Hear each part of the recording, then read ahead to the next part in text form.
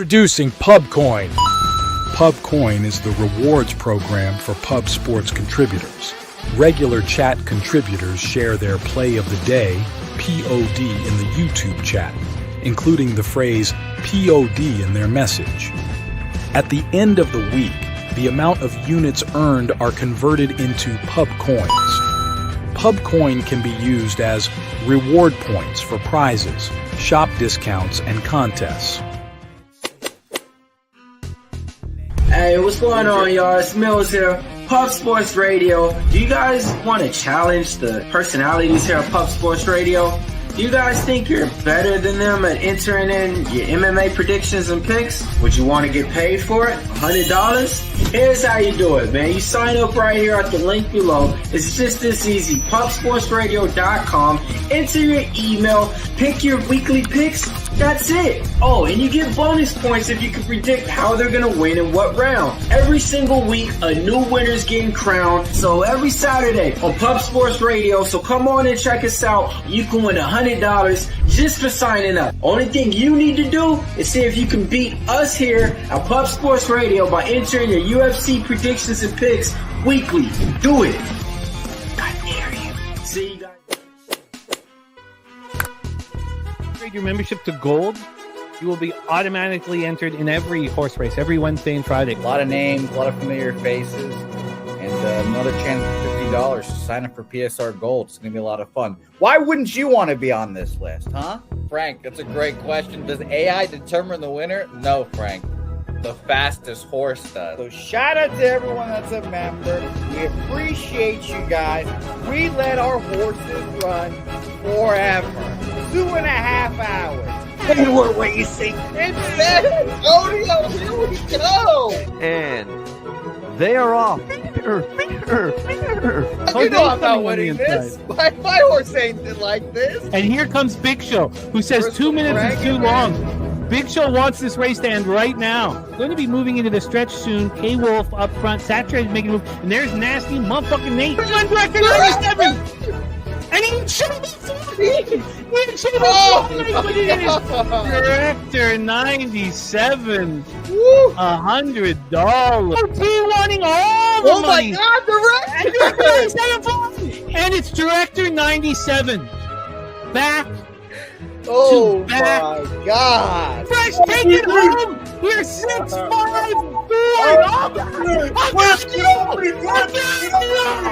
Oh God! Saturated. Friedrich's gonna come home with it. Is it Billy Friedrich's time? Is it his time? No, it's not. Cody Norton making this filling the fight with as well. Filling the fight. How dare you throw that down? Does Coin have enough space to get home? Or will Gabby take care of business? Here comes the show. A third win for Director 97. But Connor Mack takes out. He might be blowing his load a little bit too early. Does anybody? The contest, here comes Iron Eagle out of nowhere. Iron Eagle. It's a packed race. 5 seconds. Bristol from the back. Bristol. The family wants that.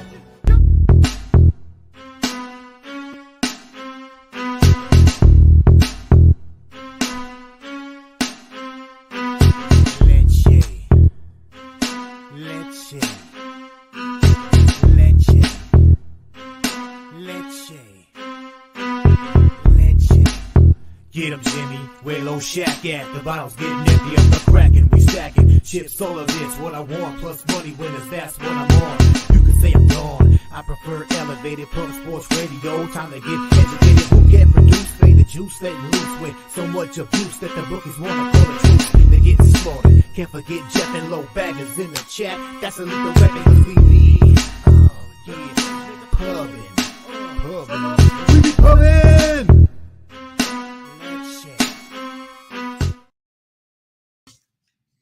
Oh, hey, everyone. Welcome to Pub Sports Radio. He's Jimmy the Bag. I'm Peter Loshak. We do this every Tuesday, mid-August. You know what that means. Second half of the MLB season, which for some people is a good time. It tends to be a good time for me. Also, incredible anxiety and excitement, anticipation for the football season coming up. And for some people, just cashing on the NFL preseason, which is definitely fun as hell. We got tennis, Jimmy the Bag, and everything's okay. I hit some Korean baseball and Japanese baseball. Cashed Fukuoka over 5.5 last night. Very, very nice. So things are good. I looked over the card today. Bunch of plays that I liked. The 3 games that didn't have lines until late, I didn't look at too closely. Should be a fun day. I'm less rushed than I normally am. Is that a good sign or a bad sign? I don't know. Sometimes when you're in a good condition to do well, you shit the bed. And sometimes when you feel like you're all messed up and tired and everything, that's when you really shine. I don't know, Jimmy the Bag. We're going to have a good time, though. How you doing, pal? I am doing well. It is great to see you, my friend. Great to see all the cappers here in the chat. We got plays of the day locked and loaded. We'll go review all of them. Thank you guys for joining us. We also have big news. Our 3rd annual NFL Cappers Contest. Peter Loshak, our inaugural champion. Last year, Sharpie and Guillermo Zertucci tied for the championship. And we have year 3 of the Pub Sports Radio Cappers Contest. And we're pumped up. We're excited about it. You're able to sign up now. We also have our Survivor pool, which I was lucky enough to win last year. So those are both up. And Adam, we have the rules there as well. Jose, if you want to fire those up, $100 entry fee, 5 weekly NFL picks against the spread. Spreads lock in Wednesdays, 5 p.m. Eastern. And the picks must be in Saturday at 9 p.m. Eastern. I know that's tricky, but part of the fun is getting to see what everybody's on before kickoff, especially the cappers who are at the top of the standings. So that's up. Our cappers contest is up. Also in 10 days from now, we have our first poker tournament. The winner gets in. It's a bet online, of course. The winner gets in to the contest for free. We have 2 Cappers Contest poker tournaments. We have the first one on Friday the 23rd and the second one on Friday the 30th. So we have 2. They're $25 entry and they rebuy at 0 for $25. And that is up. And we hope that you can be a part of them, Peter, my friend, as you have been successful in these in the past. Yeah, last year, before the season started, Slaughter called me. He was like, could you not win it this year? And I was like, Jeff, anything for you. You don't even have to think about it. You know what I mean? So I did that. He hasn't called me so far this year. Okay. If he does, I'm not going to win it. If he doesn't, all bets are off, pal. No, I like it. All bets are off if I don't get that call. You know what I mean? I like it. Those of you who are also going to enter the poker tournament, remember at BetOnline, you have to have played through your bonuses to switch the money over from sports to poker. That is very important. If you buy in at BetOnline now for poker, you can't use a bonus unless you are able to get through the whole cycle of bonuses to transfer money over. So that's an important one right there. So please keep that in mind. And we will have a live show for both poker games here, hosted by Jose and myself. So that's Friday the 23rd and Friday the 30th. So that's all up and ahead of us. We have the Truth Teller in the house. Also, we had the Stacks play of the day from Justin McKelvey delivered. We'll go over all of that. Pig Milk play of the day. These guys are crushing. Pig Milk play of the day, 47 and 29, up 22.44 units. And it's hit 7 in a row. 7 in a row. It is the Mets minus 1.5 at plus 136. Plus 136 banger for 8 straight. Billy Freak also has Dana White Contender Series, Bruno Lopez and Meng Ding together at plus 115. Gerald Jones, he's on Washington, Baltimore over 9. NJ Striker, Slow Jams, Arsenal, Viper, MB Viper on the Orioles minus 1. Ken Mizrahi, Joey Marinaccio, the Dapper Clapper. We got Mexican Elvis in the house. Slow Jams talking about the minus 300 fade in play here today with the White Sox, Yankees. Big win for the White Sox last night. Wine Time Sports checking in from Rome on his way to Oslo, Norway. What a trip. What a honeymoon for Wine Time, says college football 2 Saturdays away. Man, he's excited to break these cards down with us. I can't wait to watch you work this year, Wine Time. Panger Life, catch a 3-piece parlay last night. I love to hear it. And it's great to see all of you guys. We're Goran Ninkovsky, Crystal Craig leaning over in Yankees, White Sox, and D-backs team total over, but haven't moved on that yet. A bittersweet Negroni on the Astros -1.5. That's the play today. Rodney Barton, serious business. We got the New Yorker, Nate Dogg, a reflux. NFL Week 1 Texans -2. Crystal Craig has her play of the day. Alex Bregman over 1.5 bases at +130. The Astros are rolling right now, but not getting enough. Getting away from the Mariners. They've gotten away from the Rangers, but still the Mariners are in the play here. DC Capper off a winner on Friday. Morgan Spooner talking about old Zebby. Zebby Matthews' Major League debut today. I'll say I saw that comment and already on everything that he's on. I agree 100% with what he said. To fade Zebby says, let's fade. Oh, sorry, I said the last name wrong. Sorry, Matthew. Zebby Williams says this guy is getting hit so hard by decent competition. Play today post for Morgan. Royals money line. Royals first 3. Royals first 5. Salvi Perez over 1.5 bases. And Bobby Witt over 1.5 bases for Morgan Spooner. Let's have this all set up here. Let's have this all set up here. A beautiful card, Pete. I had a lot of time to prepare for this card as it's only MLB today. And I moved on the game and it went very quickly against me and it scared me from adding moves that I wanted to make. I was just so flustered. Now that move has come back, of course, and I don't need to be as ashamed as I was, but I moved on the under 8.5 last night around 6 in St. Louis, Cincinnati. And it was +102. I was surprised I could get a plus money line on it. And it quickly moved to 9. And not only did it move to 9, but it was a legit 9, Pete. This was a 9 that was -106 each way this morning at 8:55 a.m. And I thought, what a horrific blunder I'd made. Now we see it back to 8.5 at +101. So I feel a little better. I thought I was going to come in embarrassed with my first spot. Mr. Heat, Brewers money line. I would already be on the Brewers first 5 if this line hadn't gone against me and just got me nervous. As you, Pete, are going for your 5th straight winning show here. Jose up 8.25 units on the baseball season. I am the one that's been letting us down.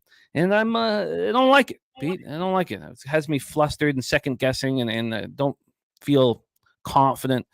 I was moving in the right direction, but I had a poor Friday. So as you guys are succeeding, I am not.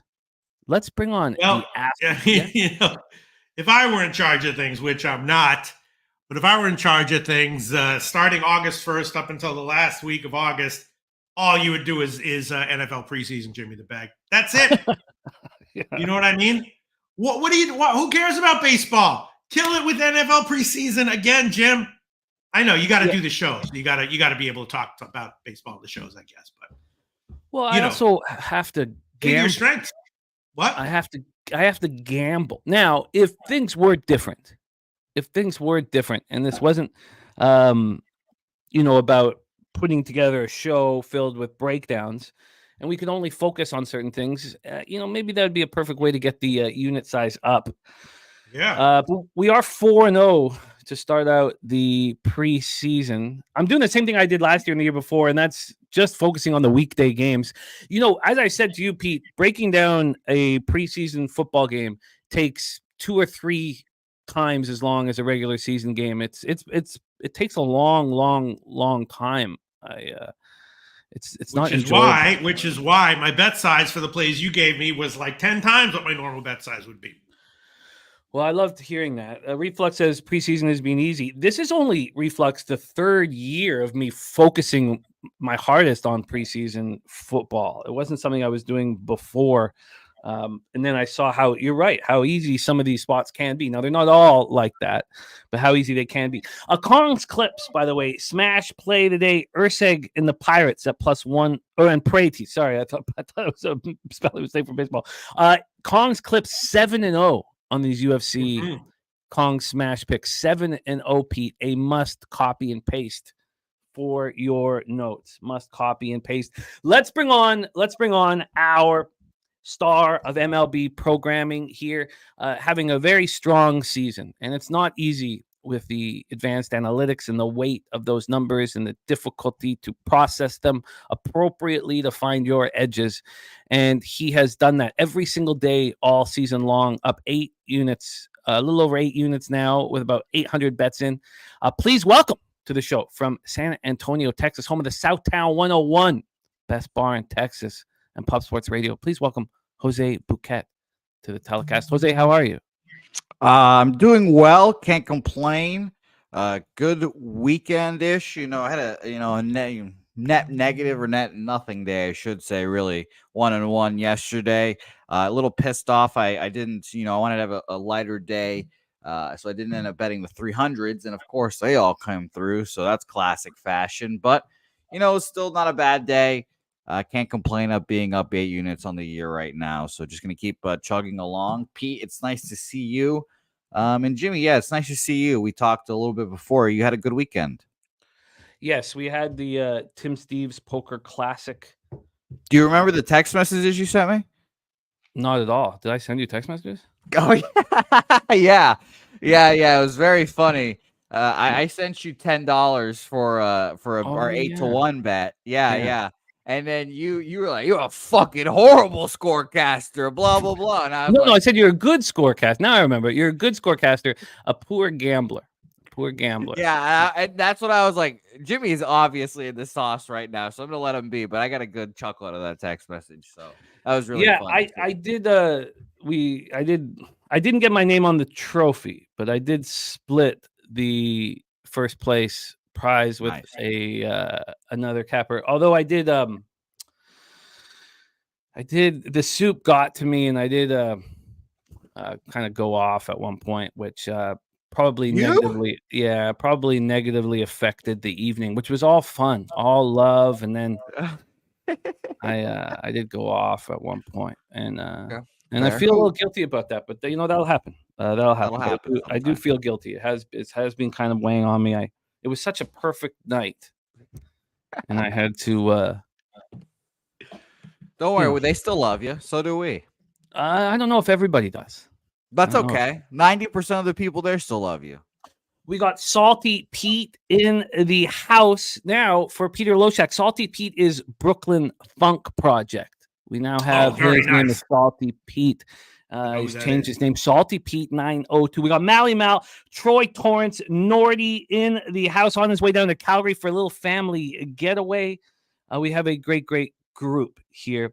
Gordon Cosby saying Austin Mack released by the Falcons. Yes, Nathan Rourke was released by the Falcons. It's hard to imagine that Nathan Rourke could be getting more joy out of his career being passed around as a fourth stringer than he was leading the BC Lions and stepping up and being the face of a franchise. He's lost that opportunity. It's Vernon Adams' team now, but I'm surprised. Did he go back to the CFL and just immediately walk into a starting job? Yes. Okay. Yes, he would immediately. If you're a national, you're national, right? He's Canadian. So you only have a certain amount of spots for American players or international players. And if you can use some of those spots, some of those national spots on the prime time players, it just opens up more opportunities for you. Johnny Yim, we got Uncle Johnny says, by the way, the Leafs have a new captain. His name is Austin Matthews. Austin Matthews is the new Leafs captain. I still cannot fathom the decision-making by Trey Living.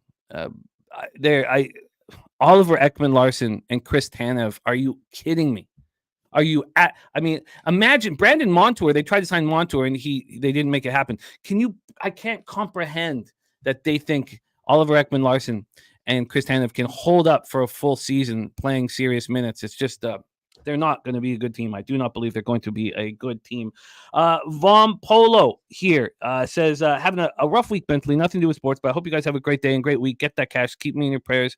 Vom Polo, we love you so much and love capping with you. I'm sorry to hear that, my friend. We will do that exactly what you have asked for. And I'm going to copy and paste this here for me so I can reach out to you, my friend. And love you, man. So sorry to hear that. Thinking of you.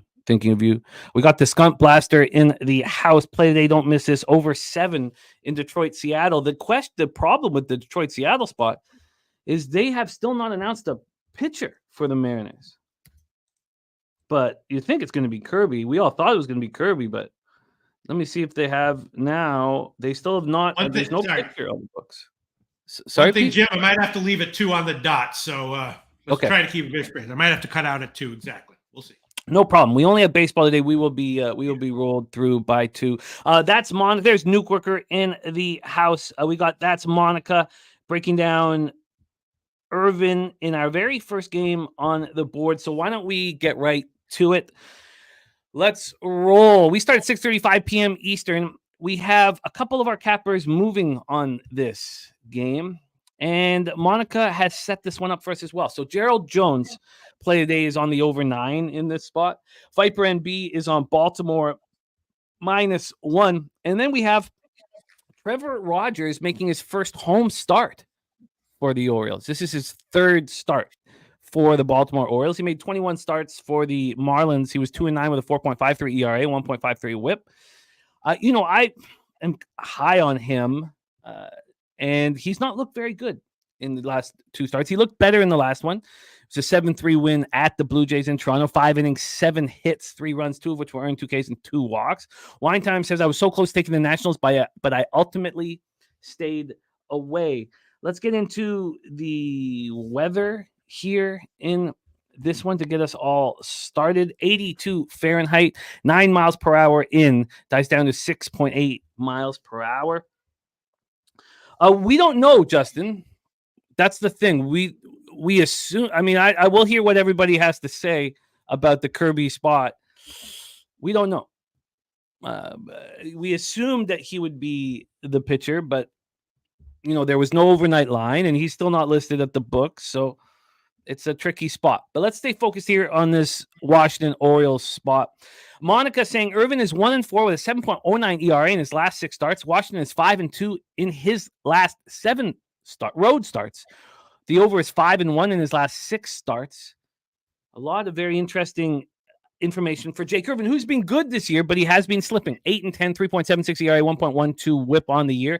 His last start, 7-4 loss at home versus the Giants, 5 innings, 5 earned runs, 3 jacks, allow 4 Ks, and 1 walk. The Nats are hitting lefties, 285, 770 OPS. Orioles versus righties, 269, 804 OPS. Those stats are from July 15th. They're both hitting the arm that they are facing. Nats bullpen has been bad, 4.70 ERA, 1.44 WHIP, as has the Orioles, 5.21, 1.33 WHIP. Let's get into the line history before we hand this over to Jose Bouquet. This total is at 9. It went up to 9.5 for a cup of coffee at 11 p.m. But back at 9, there's still, at this point, there actually has been a move to the under. So at this point, we have 8 cents of movement at Pinnacle to the under. On the money line here, we have the Orioles at -170. They opened up at -165, and they got up a couple times, up to -172 at 5:18 in the morning, then drop back, and then back up at -173 at 6:45 in the morning. They got up to -177 at 10 in the morning. There has been 7 cents of buyback since then. So just 5 cents of movement towards the Orioles. And then when we get to the cash flow for our first game on the board, we have 91% of the tickets, 91% of the cash on the Orioles. You have 13% of the tickets and 53% of the cash on the Washington Nationals. Jose Bouquet, take it away. Yeah, I have laid off of Jake Irvin, and I'm going to continue to, probably for the rest of the year. 139 innings pitched as of right now. Pitched 121 last year's in the majors, threw 128 in the minors in 2019, but we all know these innings are a lot different. And I just don't want to back a pitcher in this kind of territory. I think he's probably a little gassed at the end of the year here. So I'm staying off. Honestly, this kind of all lined up for an over to me, but it felt like a little bit too obvious. Obviously, I've not liked betting on the same side of 91% of the bets and money on really anything this year. It's never been a comfortable spot for me. And on top of that, it opened up -110 each way at Bet Online, and then eventually has moved all the way up from -117 to the over to now back down to -125 on the under. So a little bit too confusing for me. I stayed off. And the Nationals, by the way, as well, since the 19th to the 13th of today, so since the All-Star break to today, the Nationals are pretty good against lefties, 13th, 113 weighted runs created plus. But if you move it to, I believe the trade deadline was the 30th of July to today, it is much worse. Only 87 plate appearances, but 82 weighted runs created plus, 26th best in the league. So I ended up staying off this game. Yeah, I hear that. I also see how the Orioles would be appealing. Interesting note from Morgan Spooner says Orioles Park, since the renovations, will produce a lot less home runs for a lefty like Trevor Rogers. Peter Loshak, Nats, Orioles Beltway. I didn't make any bets. Definitely leaning Rogers over 3.5 strikeouts. Not sure why it's so low. Leaning Irvin over 1.5 walks at like -109, and Irvin under 17.5 outs at -142. Although that's less so. And I would maybe consider live betting the under after the starters come out. Starters are obviously both a little bit questionable. So lean Baltimore, definitely didn't bet it though, and thinking about live betting the under after the starters come out, and leaning Irvin over 1.5 walks and Rogers over 3.5 strikeouts. It's his Rogers' first home start as well, so that'll always be interesting to see how he does here. Yeah, from a movement and speed context, as I said, there was a time 2 months ago where I thought that Rogers would provide value for us because I thought he was pitching better than his numbers indicated.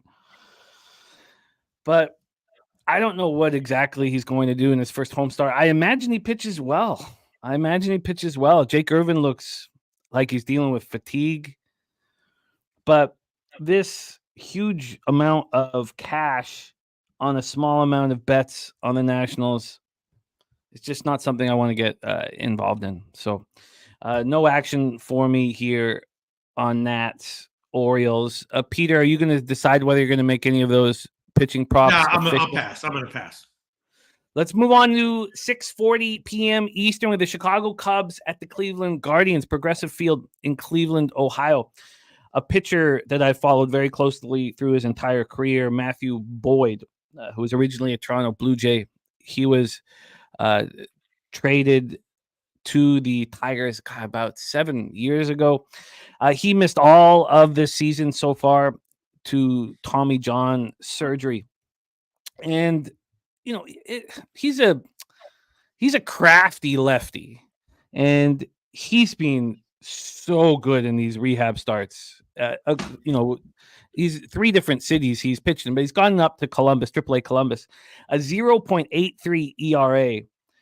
With 27 strikeouts and 21 2/3 rehab starts. Now, 63 pitches was the most he's had. That was in his last start on Wednesday. And he retired the first 17 hitters he faced. So, he's going to be on a pitch limit. This is a very, very tough situation to go up against the Chicago Cubs, who are hitting lefties harder than any team in the league right now.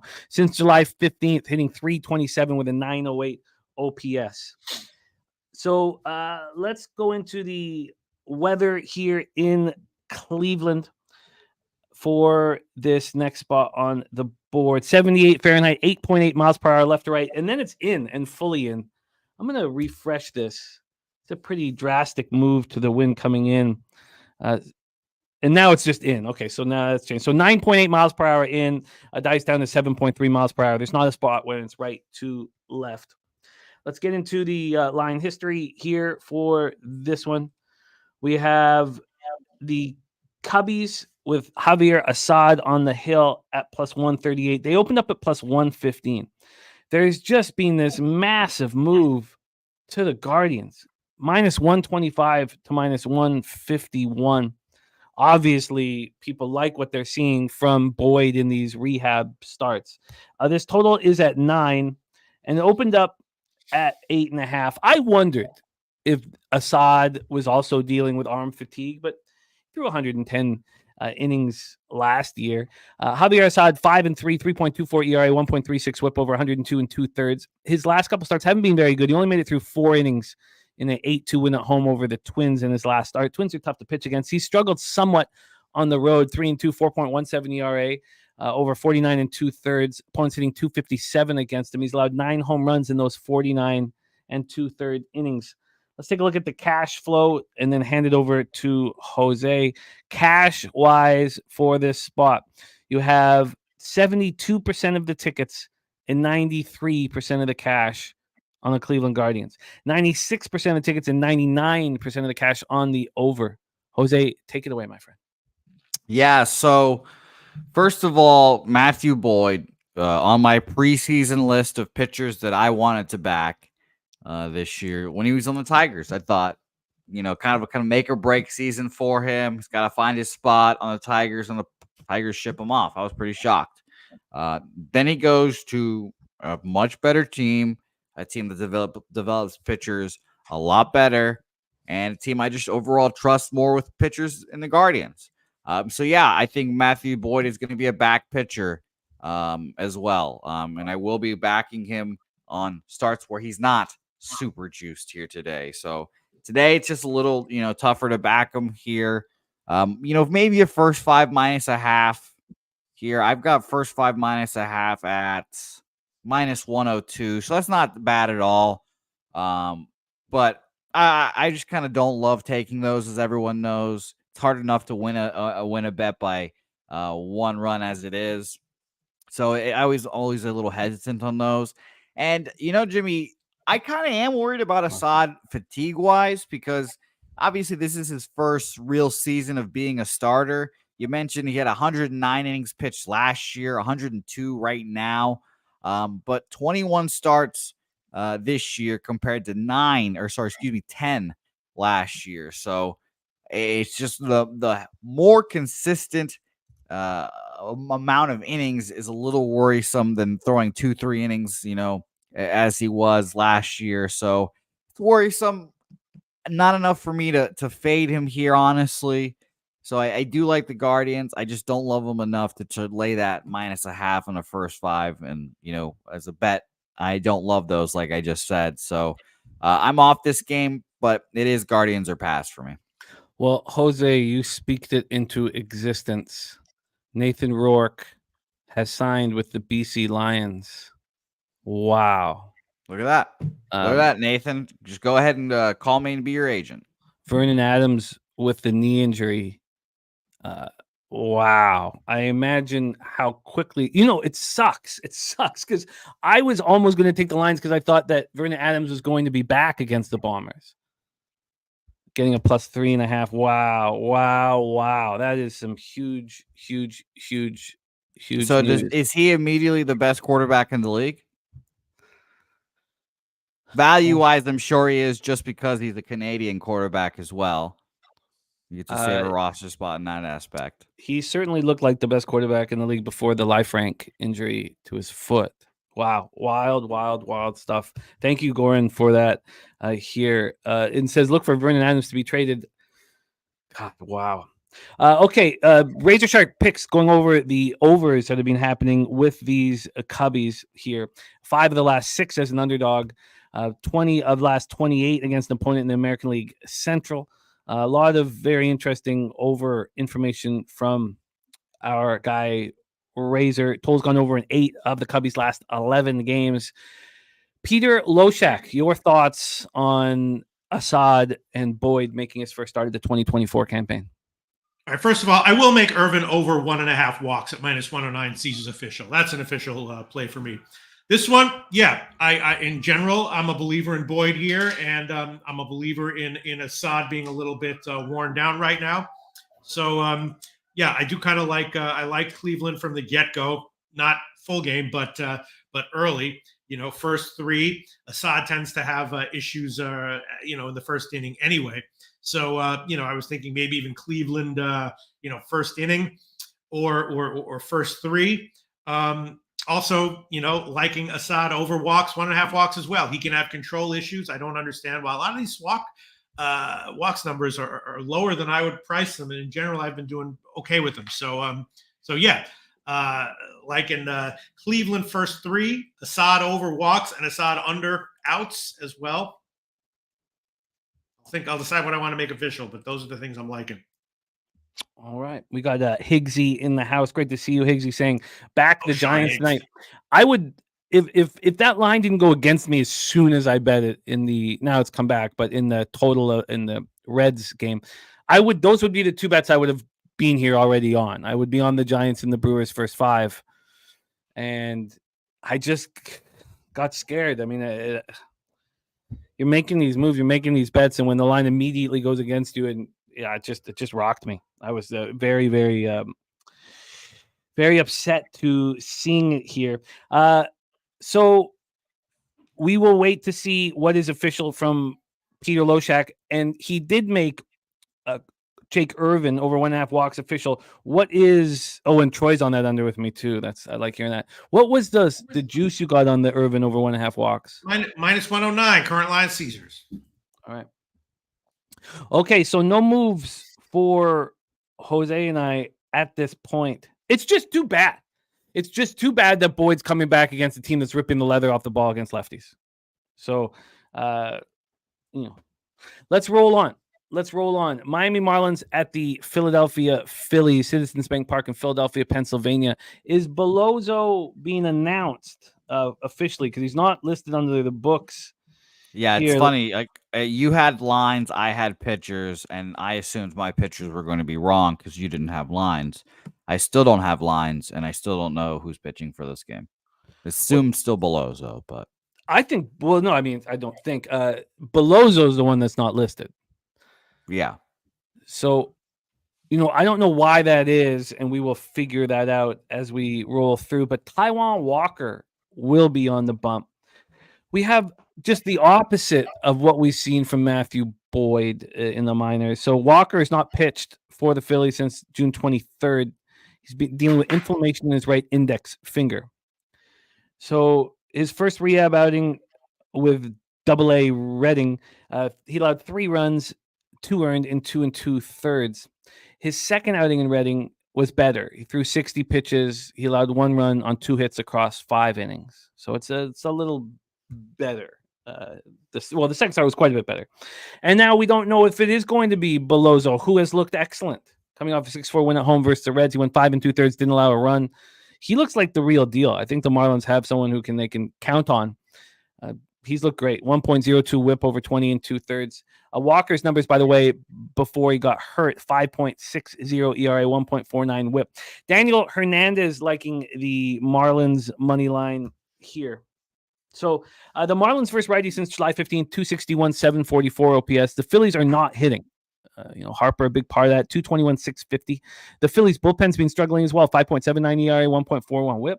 Marlins bullpen, 4.05 ERA, 1.19 whip. By the way, Troy Torrance just moved on the over in the Cubs Guardians spot. And Berger over 1.5 bases for Justin McKelvey here in this one. Robert Franklin on the Marlins money line as well. So let's start with the weather here in this one. We have in Philly 81 Fahrenheit, 9 miles per hour left to right and in. By the end of the game, after a couple hours, it's just left to right. It's not in, and it dies down. So the wind isn't as big of a deal as one might imagine. Pinnacle has this up. It's a 9 is the total. There has been 2 cents of movement towards the over. And on the money line, we have the Phillies at minus 198. They opened up at minus 200. And this didn't open up until an hour and 11 minutes ago at Pinnacle. So let's get into the cash flow. There won't be much involved in this one. Cash flow wise, we have 3,796 tickets. So more than I thought. 96% of tickets, 97% cash on the over. 10% of the tickets and 28% of the cash on the Miami Marlins. Jose Bouquet, take it away. Yeah, I have to. I mean, obviously, I have to stay off of this game. The funny thing about this is that the Marlins play the Phillies well, and at a minus 200 price, I think that's pretty inflated for Taijuan Walker making his first start back. If it is Belozo, he's been pitching well, like you mentioned. And funny enough, the Phillies record against the Marlins in the last 2 years, 14 and 12. So it's not like they've been any world beaters against them. So gun to my head here, I'm taking the Marlins. I would like to see some line movement, some announced pitchers, perhaps. That'd be great. But yeah, Marlins if I had to make a bet on this game, but nothing here for me. Pierre Loshak, Marlins, Phillies. I have a question. Do any of you know about a pitch count for Walker? Because my numbers like both his strikeout props over and his hit prop over. Strikeouts just 3.5 at like -120 and hits 4.5 at -120.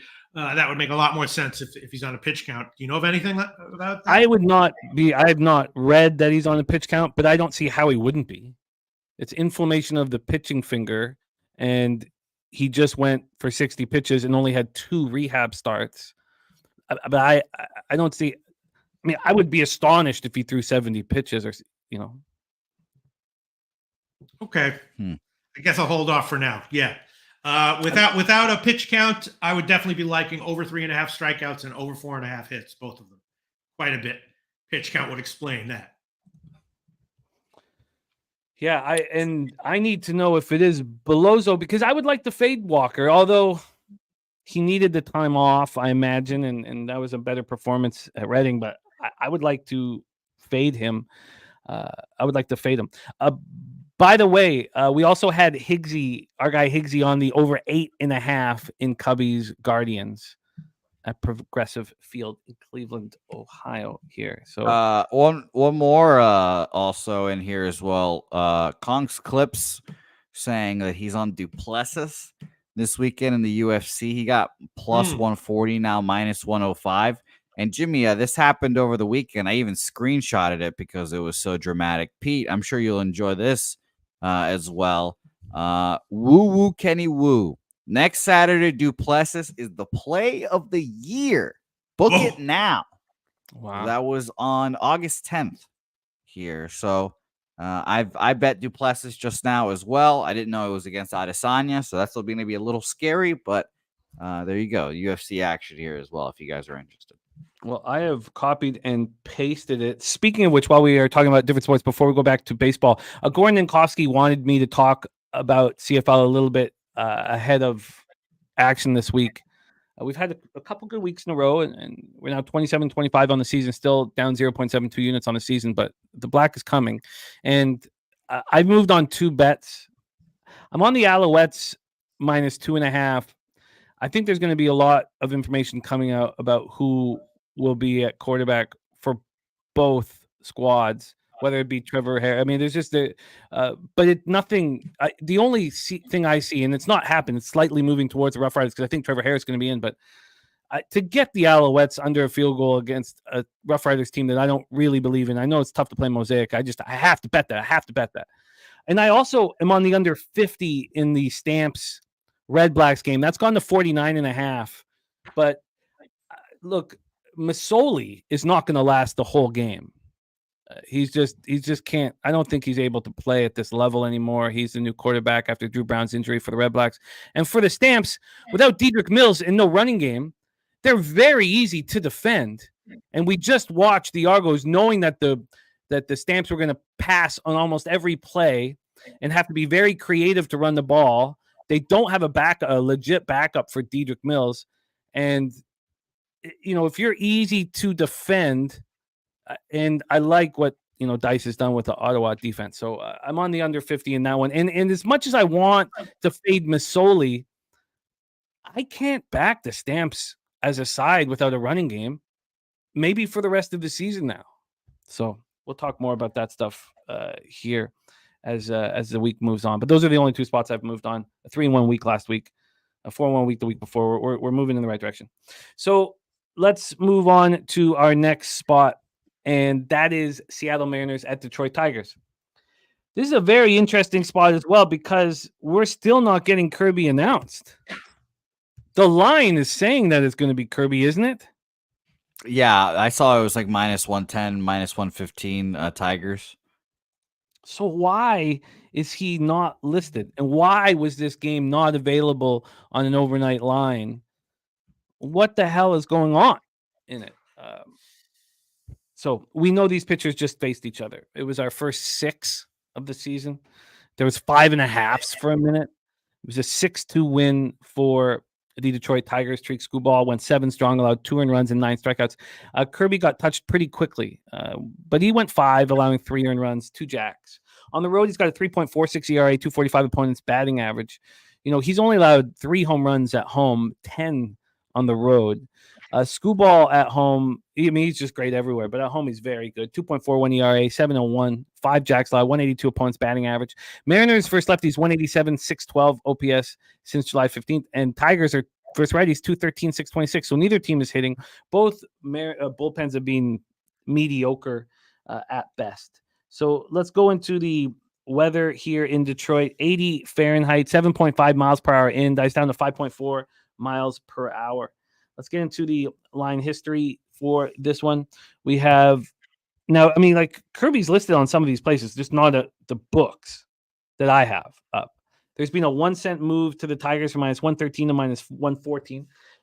They have to think Kirby's going to be in. Why would they let you have Skubal and the Tigers at such a low price unless there was a formidable pitcher expected on the other side? This total is at 7. It opened up -102 to the under. It's now -110 to the under. 8 cents of movement towards that under. And when we get to the cash flow, we have, here we go. We have 38% of tickets, 48% cash on the Mariners, 86% of tickets, and 81% cash on the over. Jose Bouquet, take it away. Billy Friedrich saying, everyone seems to be on the over in the Cubs-Guardians game. Okay. Take it away for us here, Jose. Tigers at home to the Mariners. Yeah, obviously a difficult game for us to try to bet here. Again, no line, but we're expecting Kirby and Skubal. And if we get a 6.5 or a 7 here, honestly, I lean over. Those low numbers have been getting hit to the over recently. Now, I know we saw Sale and Snell go back and forth yesterday in 0-0s. Does not happen often, really. But yeah, I lean over. It's just obviously tough to bet until we get confirmed pitchers here. I know that the Seattle Mariners are not good against lefties full season, even in a smaller sample side from the 30th to today. They're still 24th in 162 plate appearances. So it's nothing that will really inspire you, but those low numbers are super, super low. And I think even if these guys both go 6 strong innings, the bullpens can still give it up late. So no action here for me, but I just, it's tough to bat with no lines, obviously. It certainly is. Peter Loshak, your thoughts on this spot? Yeah, no information, so I'll pass. I've just been furiously trying to find information on Taijuan Walker because I like both of his low overs on both of his hit prop and his strikeout prop. Very low, but I'll hold off for now. That's what I've been doing these past few minutes. Jimmy, pass on Seattle, Detroit. Well, this is the one spot that I bet yesterday around 6 p.m. or so. St. Louis Cardinals, Cincinnati Reds. Cardinals 29-32 on the road, 60-59 right now. Reds 58-61, 29-31 at home. It's a big game, playoff type feel to it. Both teams trying to get into that wild card race. The Cardinals added, and Eric Fedde was who they added. Eric Fedde's been really good this year. He's been really good at home for the White Sox. Now, he had 21 starts for the White Sox. He's had 2 starts for the Cardinals. That first start was at Wrigley. He got lit up. That last start was at home versus Tampa. He pitched quite a bit better. He's got good numbers against these guys. Only 5 Reds have seen him: Espinal, France, Friedel, India, and Stevenson. And he's looked good against them. And you could say the same about Green. He's looked good against. It's just the only person that has got to him is Jordan Walker. But other than that, he has looked good. And Hunter Green was unhittable. And then he faced the Marlins, and the market told us he was going to get hit. Jose took the first 5 team total over 1.5 against a pitcher who hadn't allowed a run in 3 starts, and he cashed it. And it was a very, very sharp look.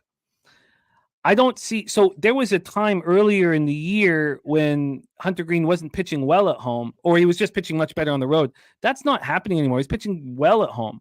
I felt like this was a great bounce back spot with 2 teams that aren't hitting well. Cards versus righties, 241, 682 OPS since July 15th. Reds versus righties, 238, 722. Maybe that's a little better. Cards bullpen, 4.66 ERA, 1.30 whip. Well, the Reds bullpen, 3.89 ERA, 1.10 whip.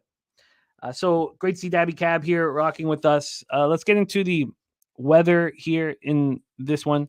86 Fahrenheit, 6.5 miles per hour to right field. It stays between 6.8 and 6.4 throughout the game.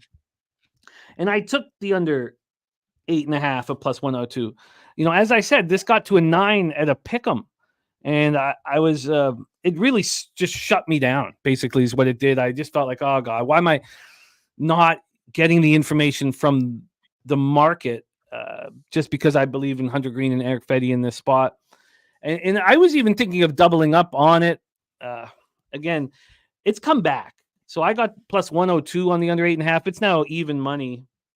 So I do feel quite a bit better. When we get to the cash flow for this one, you have 91% of the tickets and 91% cash on the over. We've already heard from Troy Torrance on the over. And we've also heard from Higgsy, who likes Hunter Green and him to deliver.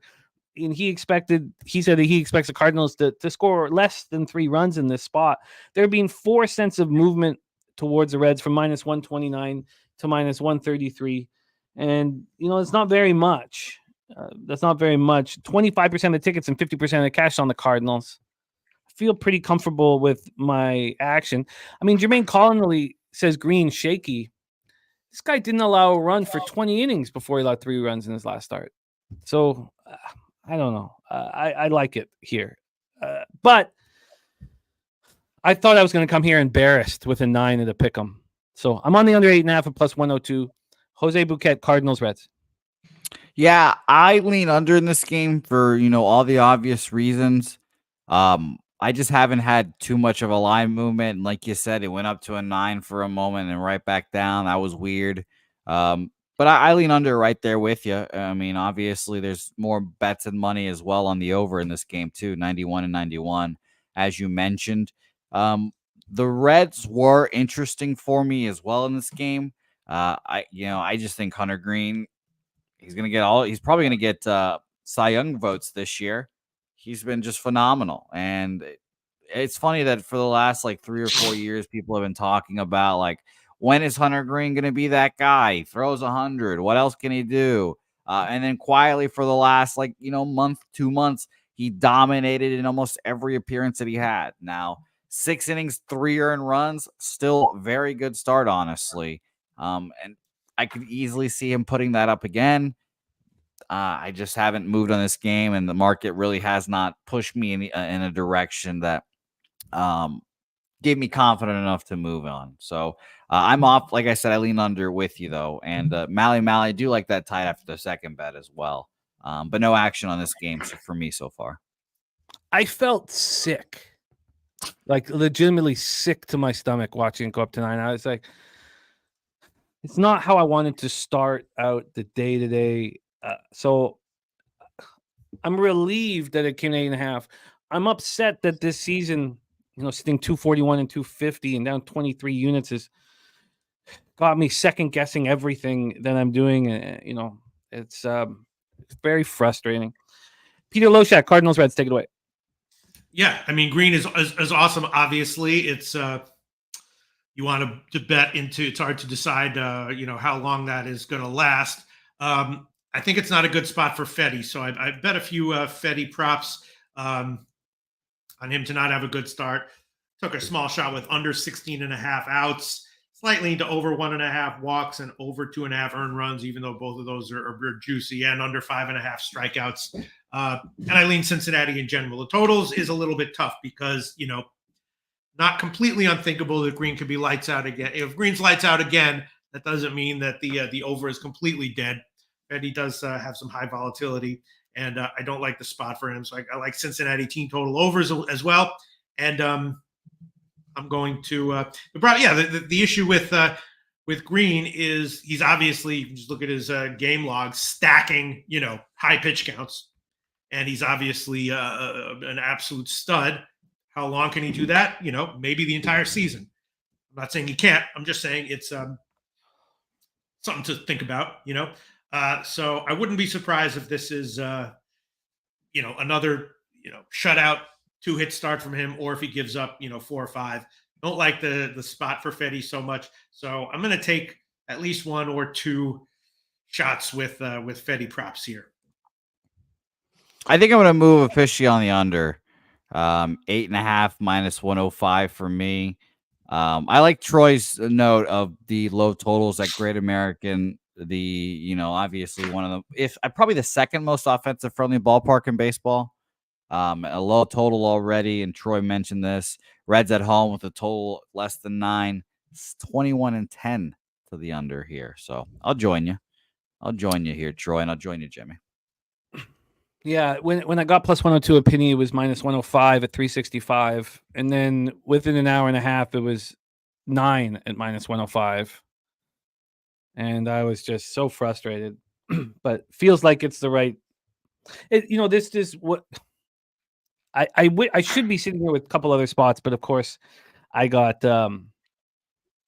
frazzled. I got frazzled when the market it felt like as soon as I pressed the button, this market went against me. Do you think you would have bet this under if you would have waited and you saw the market go up to 9 and then back down? Would you have made the bet still if you waited until the show? Yes. But I would have needed to hear that you and Troy were on it, I think. Okay, fair. Because the one thing is that at least you just need to be able to explain these things. When if I can't explain it, that's when I stay off. 91% of the tickets in cash are on the over. It goes up to 9. That's easily explainable. All right, let's roll on. Next up for us. All right, Jim, sorry. One I definitely will take official. It's a little juicy, but I'll take Fetty under 5.5 strikeouts. I'll shop around for the best line. Yeah, P. What is that juice, huh? Not that bad as far as I'm concerned. Pinnacle has 155, but I'll find something better. I believe it. Okay, good. P, you'd be happy. I've been taking minus 160s recently. You got to be sure, that it's worth it. But you know what I do, baby. Let's roll here. And again, some talk in the chat. Remember the rules that we have, that we were all cut from Loshak's cloth. So, no racism, no sexism, no homophobia, no spam, and no lying. That was a big thing from Pete, no lying. So if we catch any of that in the chat, people will be bad. I don't think I said anything about homophobia. What's wrong with homophobia? I'm kidding around, Jim. That's a joke. Anyone who wants to cancel me, it's a joke. Okay, let's roll. There's a lot wrong with homophobia. Okay. 6:50 p.m. Eastern. Houston Astros at Tampa Bay Rays. Astros 63-55, 31-29 on the road. They've done everything that we wanted them to do. Then thank God I didn't hedge with the Rangers. I just thought the Mariners were done. I thought the Mariners were done. They are not done. And so that's still up in the air. That's a lot for me to have up in the air, because I also have the Orioles. Both the Astros and Orioles are a half game up in the division. I know I got that Blue Jays cash, but the Astros is the real cash at plus 375. That's the real money. So let's roll. Mally Mouse says, can Cooch get them Ks today? Kikuchi looks excellent. 5-9, 4.62 ERA on the year. But he likes playing on a winning baseball team, and he likes knowing that somebody wanted him, and they really wanted him.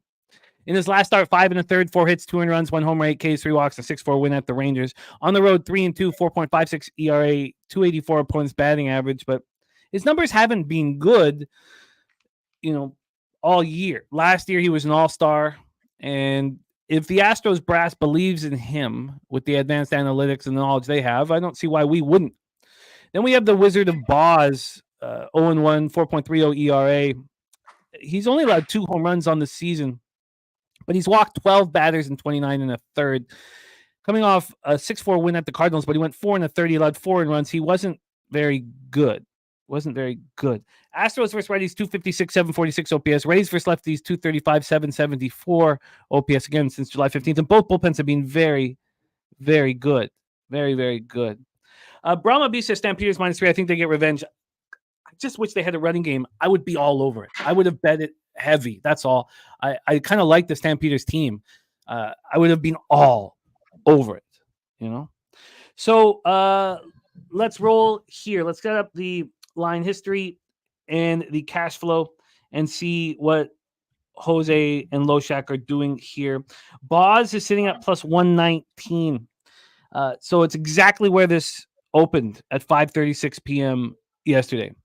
Astros minus 129, Rays plus 119, no movement at all. On the total here, it would be nice if we could get a chance at the 7 or more game winning streak switching cities. I believe they're at 6 right now. This total's at 7.5, and it opened up at 8. It opened up at 8, 5:36 p.m. yesterday, and it didn't move to 7.5 until 2:29 this morning. So it's a legit move towards the under and no move on the money line. And when we get to the cash flow for the spot, we have 96% of tickets and 96% cash on the over, 77 and 72 on the Astros. This is a fascinating one. Take it away for us here, Jose Bouquet, Astros Rays. Yeah, difficult game for me because these pitchers just face these teams as well. You guys know I believe in the zigzag theory. Kikuchi had a good start, 11 Ks, fabulous, but I just don't think that that's going to happen again. If he has another good start, it's obviously going to be a soft contact kind of start. I think the Rays will be ready for him, and kind of the same thing for Shane Baz, who someone in the chat said he was struggling as of late. I guess all relative, sure, but 4 and a third, 4 earned runs, not good, but the rest of his starts have been pretty decent. At Houston, 5 and a third, 6 hits, 2 earned runs.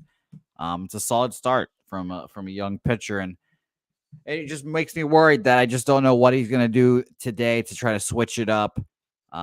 I lean over in this game as well. But again, if you're betting any kind of over in baseball right now, you're betting an over with the public, 96% of the bets and money on it. And I just never feel comfortable doing that. So it's, mental battle that I have to win one day. And this total did just move down to a 7.5 semi recently as well. So I'm going to stay off. Again, the market just not moving in my direction today from what I'm thinking, unfortunately. Yeah, and the Rays have a long history with Kikuchi. They've seen a lot of them over the years. Pistol Pete, your thoughts on Astros Rays? And by the way, we already have our guy LJ from H-Town on this under 7.5 as well. Big note there. Redbeard on the Astros team total over 4.5. And Crystal Craig gave us her play of the day. It was Bregman over 1.5 bases at plus 130. So take it away, Peter Loshak. Love to hear it. Well, Baz is a guy who I've been looking at to, maybe continue to struggle as far as runs are concerned, but to get strikeouts anyway. One of those guys who might go, 4 innings, give up, 5 runs, but still have 6 strikeouts or something like that. I bet a strikeout prop over in his last start and lost, but I think I'm going to do it here. I got 4.5 minus 117. I'll check to see what it is. And then Kikuchi, yeah. He's good for a dud here and there, but his outs prop was just 15.5 at minus 148.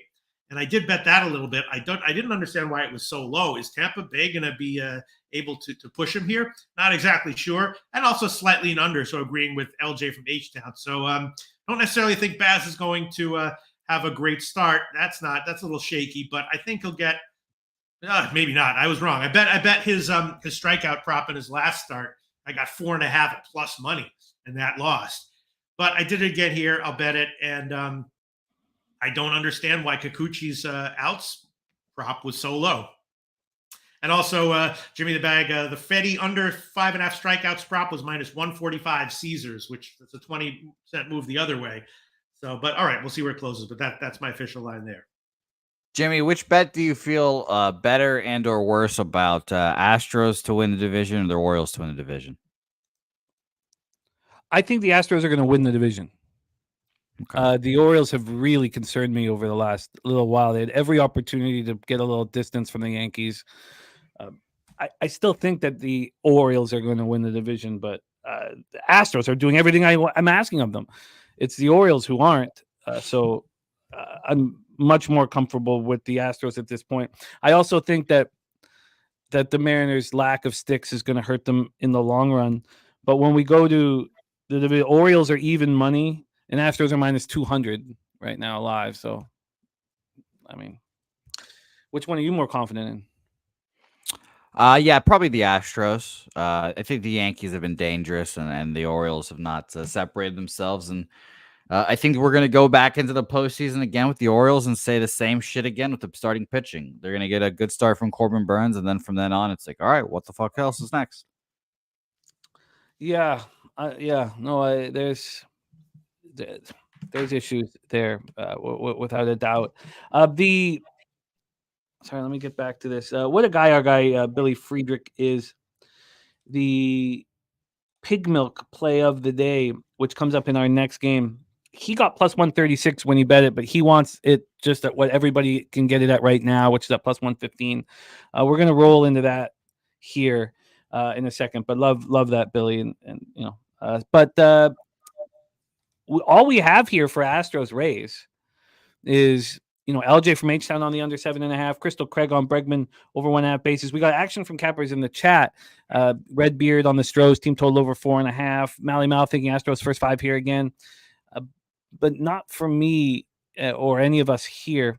Are any of you guys making anything official here for this one? Well, yeah, I'll make Baz over 4.5 strikeouts minus 117. That's the current line at Pinnacle. And then Kikuchi, again, I bet over 15.5 at minus 148. Now it's up to 16.5. Even at 16.5, I mean, I understand that he's been, getting a lot of strikeouts recently and running up high pitch counts. And I'm sure that's probably some pitching coaches working with him to do that. But that's still is Tampa Bay going to push him?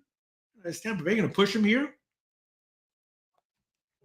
That's a low outs number for Kikuchi, but I'll pass on it. Doesn't quite make sense. And he has struggled a bit. Go ahead. They were destroying lefties up until a couple weeks ago. So it's a tough one. And Kikuchi, yeah. And if you look at, his August and late July numbers were not good. So, all right. Just the bad strikeouts. And what did you get over 5.5 Ks at what? 4.5 minus 117 Pinnacle. Oh, 4.5. My bad. Over 4.5 to minus 117. All right, let's roll on. Andrew G says he agrees with the Mets winning. They were slumping, now had a day off. Oakland A's at New York Met City Field in Queens, New York. These pitchers with horrible numbers, the market seems to really have an idea of when they're going to pitch well. And we've got that from Stripling. Not last start at home versus the White Sox, but the start before that, it was very fishy line. Of course, he delivered. Stripling 2-11, 5.72 ERA, 1.49 WHIP. That was, I believe, the start against the Giants. I believe it was. On the road, he's been horrific. 5.45 ERA, 298 opponents, batting average. Now, he's only allowed 3 home runs in 38 innings. It's just that he's only struck out 18. He's walked 9. Now we have Paul Blackburn making his first home start with the Mets. So, much like Trevor Rogers, had his first 2 starts on the road. Paul Blackburn pitched for the A's since 2017. This is the first major league team, not the Oakland A's, that he's pitched for. And this is a great opportunity for him to show the kind of pitcher that he is. That was a start in Colorado, and he only allowed 1 earned run, a solo shot over 6 innings. The A's rating righties 245, 726 OPS, Mets 246, 716, and both bullpens have been very, very good. That's Monica says this line's not even out on Bet Online yet, and that is because we still don't have a pitcher announced for the Oakland A's. it depends. If you go to RotoWire, I imagine they're going to have Stripling on it, but the books are holding back. So will there be an opener for Stripling? I think that's what the expectation. That'd probably be my guess. Yeah, that would be the expectation. But yeah, there's no pitcher listed here either. Let's get into the weather for this one. Again, if you guys are betting this, you'll want to have action. If you do have pitchers listed, you want to have an action. The only pitcher you need in is Blackburn. You're going to have action for the Oakland A's pitcher. Let's get into the weather and the line history here for this one. 79 Fahrenheit, 7.5 miles per hour in, and then it starts blowing out at the end of the game, but only 5.3 miles per hour, so not much there. From a line history standpoint, Pinnacle has this under at 8.5, minus 113. It did drop to 8 for a little while. We still have had 11 cents of movement to the under. On the money line here, we have the money line minus 170 for the New York Mets. They opened up minus 154. Now, this got up to minus 187 right after the show started. So since the show has started, there's been a 17-cent move towards the Oakland Athletics. Pretty legitimate move. And then from a cash standpoint, we have 10% of the tickets on the A's and 81% of the cash. 94 and 94 on the over, and a move towards the under. A lot of confusing information here. And yes, Pig Milk play today is the New York Mets. He got minus 1.5 at plus 136. For record-keeping purposes, he's going to give the plus 115. That's available now. Jose Bouquet, take it away. A's Mets. Yeah, I would rather bet the Mets here, obviously. Just a little too juiced. Everyone knows this at this point. I don't like taking the run lines either. But Paul Blackburn in a kind of semi-revenge spot, and he didn't really leave on like bad terms or anything, but I'm sure facing your old team has you jacked up a little bit. But another move I considered an over in this game, because obviously if anyone knows Paul Blackburn, it's the Oakland A's, and I'm sure that these hitters have watched Paul Blackburn start or two. So now, doesn't this remind you of the Eflin start? Yeah. On Friday? I mean, we stayed off of that going to Tampa Bay. The only difference, I think, right? You're right. It was in Tampa Bay, but he shoved against his old team in a. But you're right. The biggest difference is stadium. Blackburn's not going home. But sorry, continue on. Yeah, I guess it's a little conflicting for me. So I ended up staying off, and plus, taking if I didn't want to take an over, it'd obviously be looking towards an under, and taking any kind of under with Ross Stripling giving you like what he's going to give us 4 or 5 innings this year, or this start, I should say, is a little concerning. So I leaned over and I leaned Mets, but it's just not a game I moved on. Again, line making it a little more difficult. Who knows who we're going to have opening? So we'll see. Peter Loshak, I know there was no overnight line, which makes things a little trickier in this spot. A's Mets, take it away. Didn't even look at it. And, it's not one of those games where they're starting pitchers where I kind of know what I'm going to do regardless of the circumstances surrounding the game. In general, Blackburn is a guy I have to be very careful with, even with the lines open for a day. So pass for me. All right, let's roll on. Next up for us, 7:10 p.m. Eastern, the Texas Rangers, 55-64, 24-37 on the road at the Boston Red Sox, 62-55, 28-31 at home. We're at Fenway Park in Boston. Astonished that this went from 10 to 9.5. Is it just so that we wouldn't all hammer the over? I could not comprehend how this could go from 10 to 9.5. Could not. We had a full run right movement now? down yesterday. No, now it's back. Right. Okay. Now it's back. But still, last night I was like, how in the world could this have moved a half run down? Like I couldn't figure it out. Jose, sorry, talk to us about what happened yesterday. Yeah, no, it went from 10 to 9 yesterday, and it obviously went over yesterday. So yeah, no, it's weird. Morgan Spooner saying Red Sox without O'Neill and Duran. Our guy Joey Harb in the house. Nunya says, I had a feeling the Red Sox would win when I heard Jose bail so easily. I had to stay off. Yeah, I bet the Rangers yesterday. These sons of bitches, man. 20-cent movement towards the Rangers. They can't get it done in overtime or in extra innings, I should say. Killer. And BJ joining us with his max best bet on Boyd and Yeah, the makes Guardians with this huge market move towards them. Wow. I guess I think Boyd's going to be a back pitcher for the rest of the regular season. I really do. I thought he was going to be that in the beginning of the season with the Tigers. I think his circumstances only improved, honestly. Got Cheshire Cat in the house, and my dude's play of the day is Corey Seager over 1.5 hits, runs, and RBIs here for the Texas Rangers. So let's talk about this spot here and set up Jose for the breakdown. Jose Urena, I don't believe in. I simply don't believe that he could have turned it around the way he has. The Rangers have now lost his last 5 starts. He was the reason why Lorenzen was moved, which is another just shock.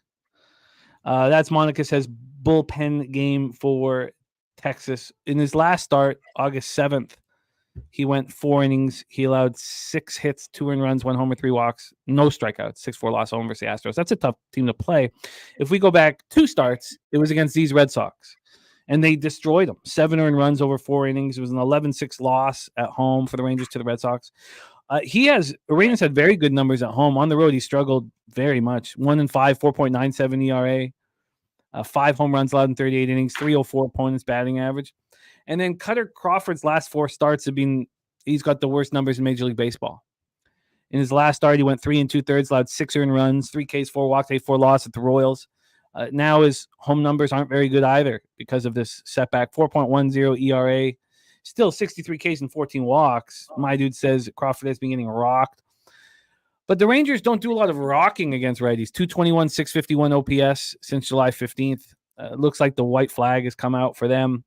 Red Sox versus righties, 286, 805 OPS, but no Duran and no O'Neill. Duran with the 2-game suspension. Rangers bullpen is being horrific. 5.13 ERA, 1.58 whip. Red Sox bullpen, 6.95 ERA, 1.67 whip. What at all would lead anybody to the under? How in the world could this have gone towards the under? Or I'd already be on the 10. If that 10 moved to 10.5, I would have come into the show with this on. I couldn't place what the hell was going on. Let's go over the lines now. We have the Red Sox at minus 138. They opened up minus 139. 1 cent move to the Texas Rangers. And on the total here, we have it sitting at a 10. It did get up to 10.5 at 10:23 a.m. and then 22 minutes later go back to 10. There's been 5 cents of movement to the under 10, and as I said, I do not understand it. 19% of the tickets and 63% of the cash on the Rangers, so big bets have come in on it. 90% of the tickets and 88% cash on the over. On Friday, there was an over in the Astros Red Sox game, and it had gone from 9.5 to 10. I said to everybody that that's what I needed to pull the trigger, and I didn't mind if the push was in play. And it wasn't going to go over. There was about 4 or 5 runs at the end of the game that pushed it over in the meaningless runs in the 8th or 9th inning. But when right before first pitch, there'd been a move to the under in that one. And I was like, why? How is this moving to the under? And those under bettors deserve better. They deserve to win. I cannot. Can you figure out this market move? And are you moving on this game, Jose? Take it away. Fenway Park, your Red Sox in play. Yeah, I've not liked how the Red Sox have played over the last, 2 weeks or so. It's been pretty bad bullpen-wise, as the numbers have said. And on top of that, Paxton getting hurt and having another bullpen day really hurt. I thought that was going to be the killing case yesterday, but Bayo brought his big boy pants and had a great start, helped the bullpen a lot. I just don't know what I'm expecting from Cutter Crawford either, because you mentioned he's been the worst pitcher in baseball. In those last 4 starts, he's became the most home run hit pitcher in baseball as well. His home runs were okay before that, and then those starts obviously blew it up. And Arena doesn't want to, or Duran, sorry. Arena wants to, survive in the league at the end of the day. And do I want to really, fade a guy that's, pitching for his life? I kind of don't. But I'll say this: over was definitely in my head in this game. First 5 full game. Urania faced the Red Sox on the second, 4 innings, 7 earned runs in that start.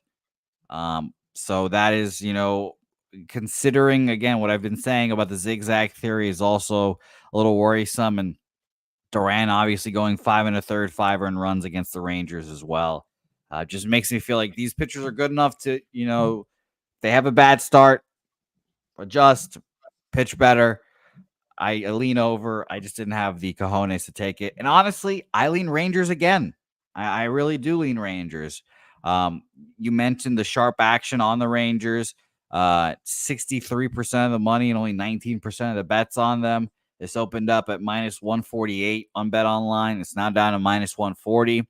It did go down at minus 135 though, which is another reason of why I kind of want to just stay off this game. So if it opened up at minus 150 and it got down to minus 140, I'd be closer to taking the Rangers.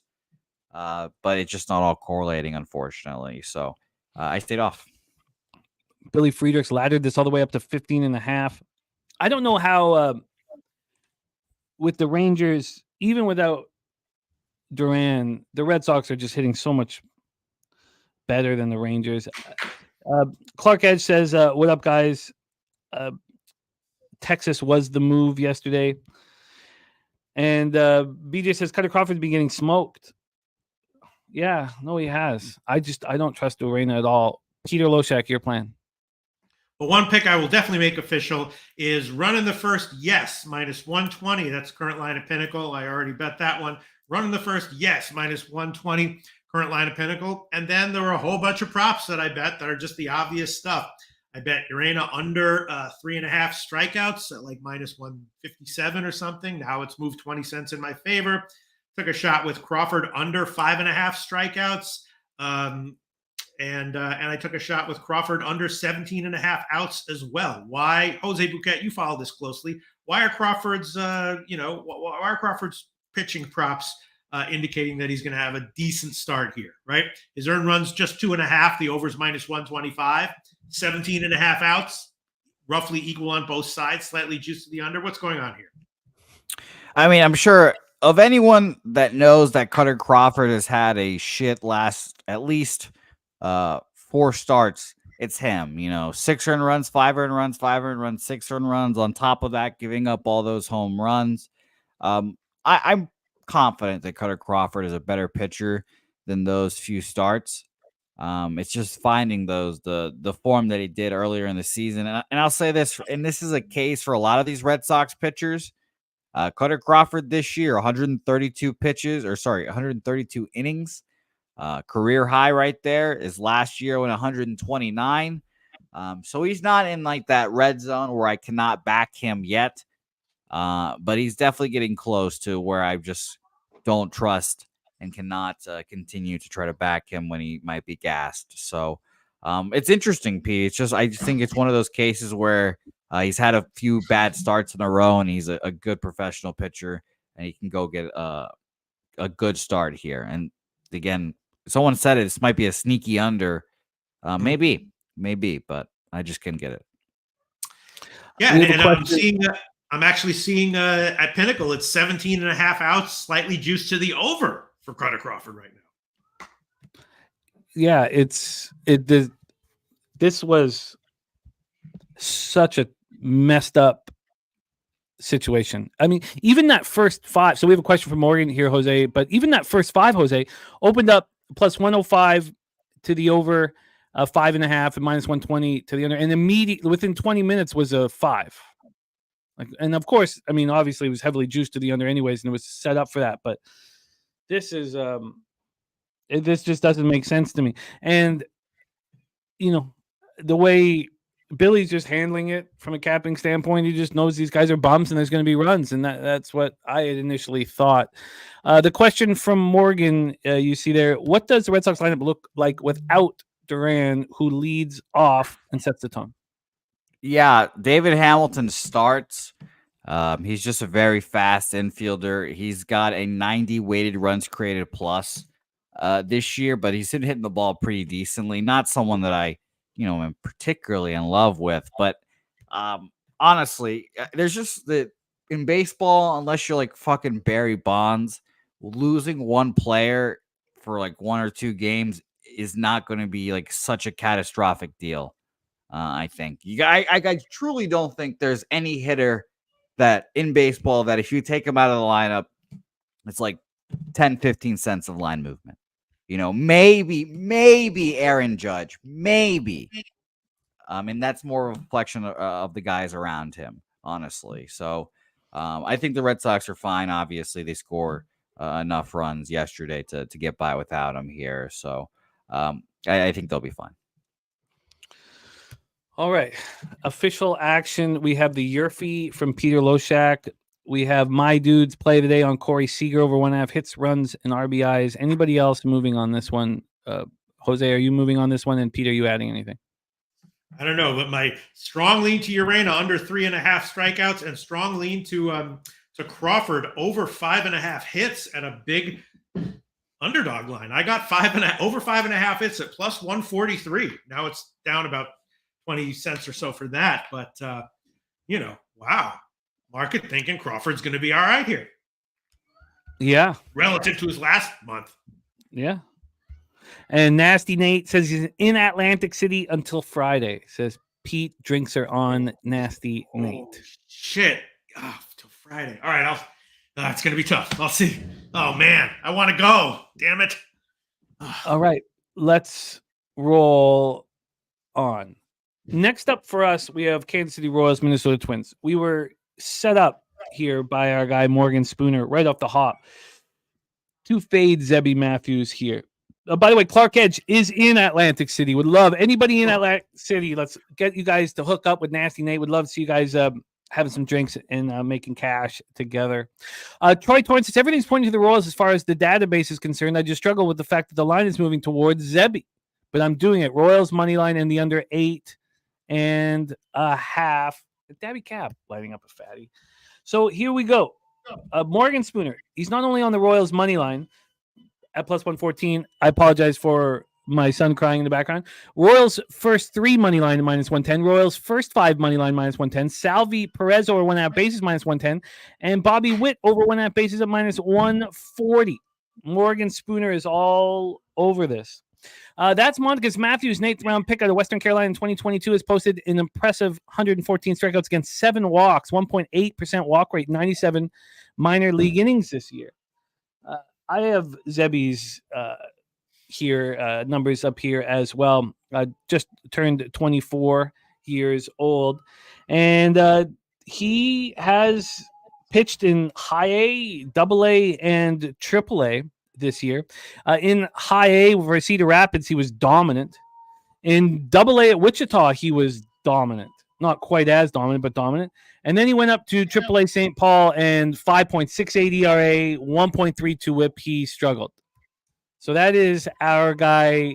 Apologize again for the... Can you guys hear the screaming and yelling? Oh, a little bit. It's all right, Okay. though. I He's just making his feelings be heard. Hey, Pete, can you do me a favor as well? Can you turn down your speakers a touch?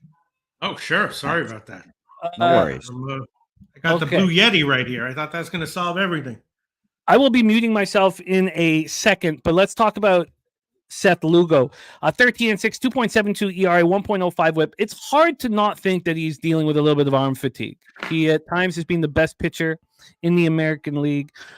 He has just blown everybody's minds how good he's been. 2 of his last 3 starts have been bad. His last start at home to the Red Sox, he was touched for 6 runs, only 4 of which were earned, 4 Ks and 4 walks. He's been excellent on the road all year. 8-2, 2.37 ERA, 19 walks in 79 2/3 with 210 opponents batting average, only allowed 6 jacks. Then we have Zebby Matthews' first career major league start. Both teams are raking. Royals versus righties 297, 827. Twins versus righties 266, 811. And both bullpens are struggling. Royals bullpen since July 15th, 4.55 ERA, 1.33 whip. And 5.77 ERA for Minnesota, 1.33 whip. So here we go. Let's pull up the weather in St. Paul and break this all down. 81 Fahrenheit, 8.4 miles per hour, right to left, ice down to 6.1 miles per hour.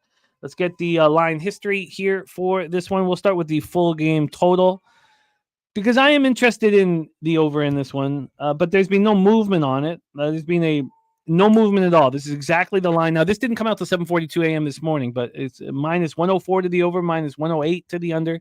No movement. And then on the money line, we have the Twins at minus 121. And they opened up at minus 104. That's 17 cents of movement towards the Minnesota Twins. Let's get the cash flow up and see if it correlates here. We have 37% of the tickets and 48% of the cash on the Kansas City Royals. 97 and 97 on the over. And this line is not moving. It's a wildly interesting spot. Jose Bouquet, take it away for us, Royals Twins. Yeah, Morgan, I hate to do it to you, but I think I'm going to be on the Minnesota Twins here. It's a very interesting appearance for Seth Lugo. And it's not just for veterans we track, or not just for rookies we track these innings limits and all that stuff. 155 innings pitched, career high for Seth Lugo. He pitched 146 last year, I should say. So he'll be fine for a couple more starts, but we'll keep an eye out on it as always here.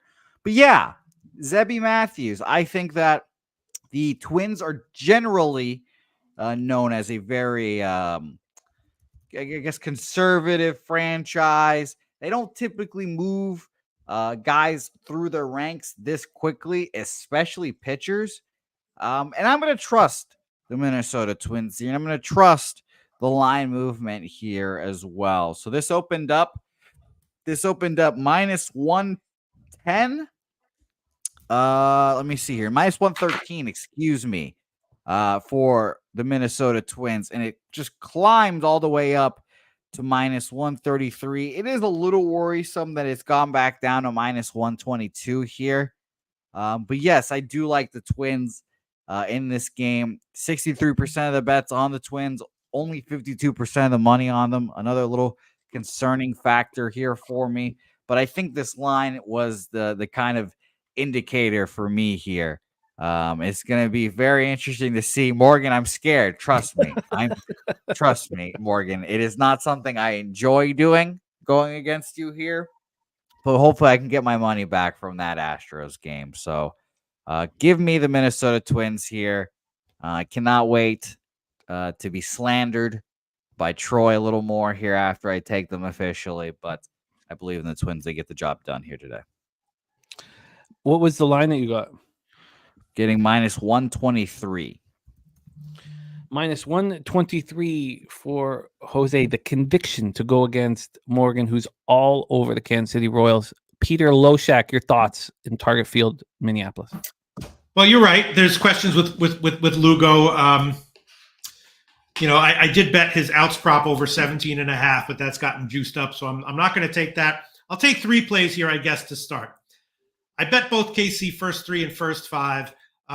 First 5 is like, again, Minnesota's the favorite on the game, but KC is the small favorite for the first 5 line. And I'll take the Caesars first 3 line, minus 105. KC first 3, minus 105. I also, Lugo is a guy who, regardless of whatever else happens to him, prides himself on control. He had some control issues in his last start. I'm going to take under 1.5 walks for Lugo at plus 100 Caesars. And Matthews, I do think he's going to get hit, but I think one way or another, he's got all of his fucking friends and family there. I think one way or another, he'll manage to get a few strikeouts. So I'm going to take the Pinnacle and Caesars both have a strikeout prop for him. I'll take the Caesars line over 3.5 strikeouts, minus 135 at Caesars. Matthews over 3.5 strikeouts at minus 135 at Caesars. Other Matthews props, I'm having a hard time finding, and I'll pass on the Lugo over 17.5 outs prop, even though I like that. And I'll just stick with that. Three props there. So, so you're not moving on the first 5, just the first 3. Just first 3, minus 105. Lugo under 1.5 walks was what juice? Plus 100. Plus 100. Okay. And then I wouldn't mind just taking a quick look as to what that first 3 is here at 365, because it's always so much worse than Caesars. And yeah, it's minus 120 each side. Horrible. Okay. Sorry, Bankroll Spence says Lugo going to miss a lot of bats today. Yeah, I also took a shot with his strikeouts prop over 5.5 at plus 108 at plus money. I could add on 5 or 6 bets here, but what if Lugo is having some? He's 34 years old. I don't know. But I did also bet his strikeouts over 5.5 plus money. I did also bet his outs over 17.5 at a big favorite line. And I even took a small shot with his under 2.5 earned runs at plus money as well. I bet all of those. The spreadsheet dog play today from our Ron Crawford is in, and it is in that St. Louis Cardinals game. We have Cardinals, Reds, the dog, and we're all over that game. Jose and I both on the under, Peter on Fetty under 5.5 Ks. And now we have our guy, Ron Crawford, spreadsheet play of the day in business here. And shout out to our friend Ron Crawford. What a performance he's had this year with the spreadsheet dog play day. 35 and 24, up 21.25 units.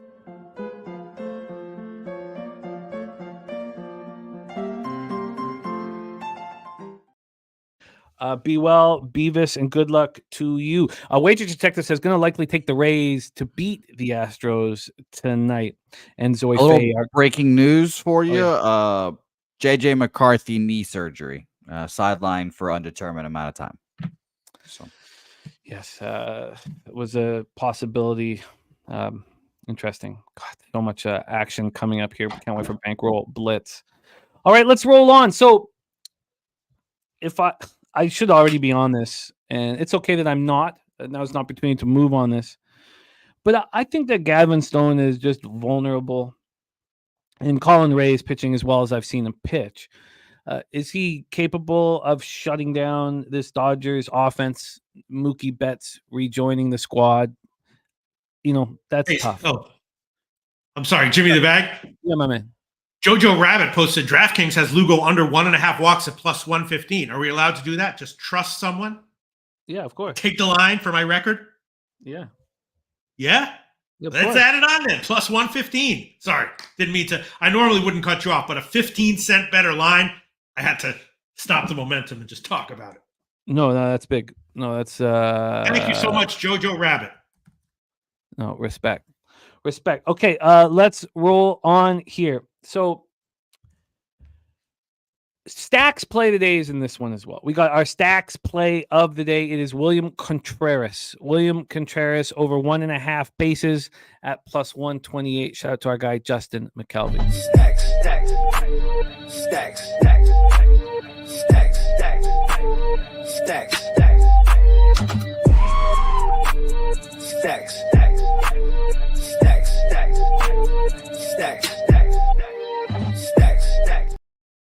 We're at American Family Field in Milwaukee, Wisconsin for this one. Gavin Stone is there a pitcher that's been more important to the Dodgers this year? It's hard to imagine how the rookies have really carried and eaten innings and done everything asked of them. Gavin Stone's now thrown 116 in the third innings in Major League Baseball. Who would have thought that would be the case? Coming off a 9-4 loss at home versus the Phillies, 4 2/3, 6 hits, 3 runs, 1 homer, 2 Ks, and 1 walk. His K numbers have been dropping.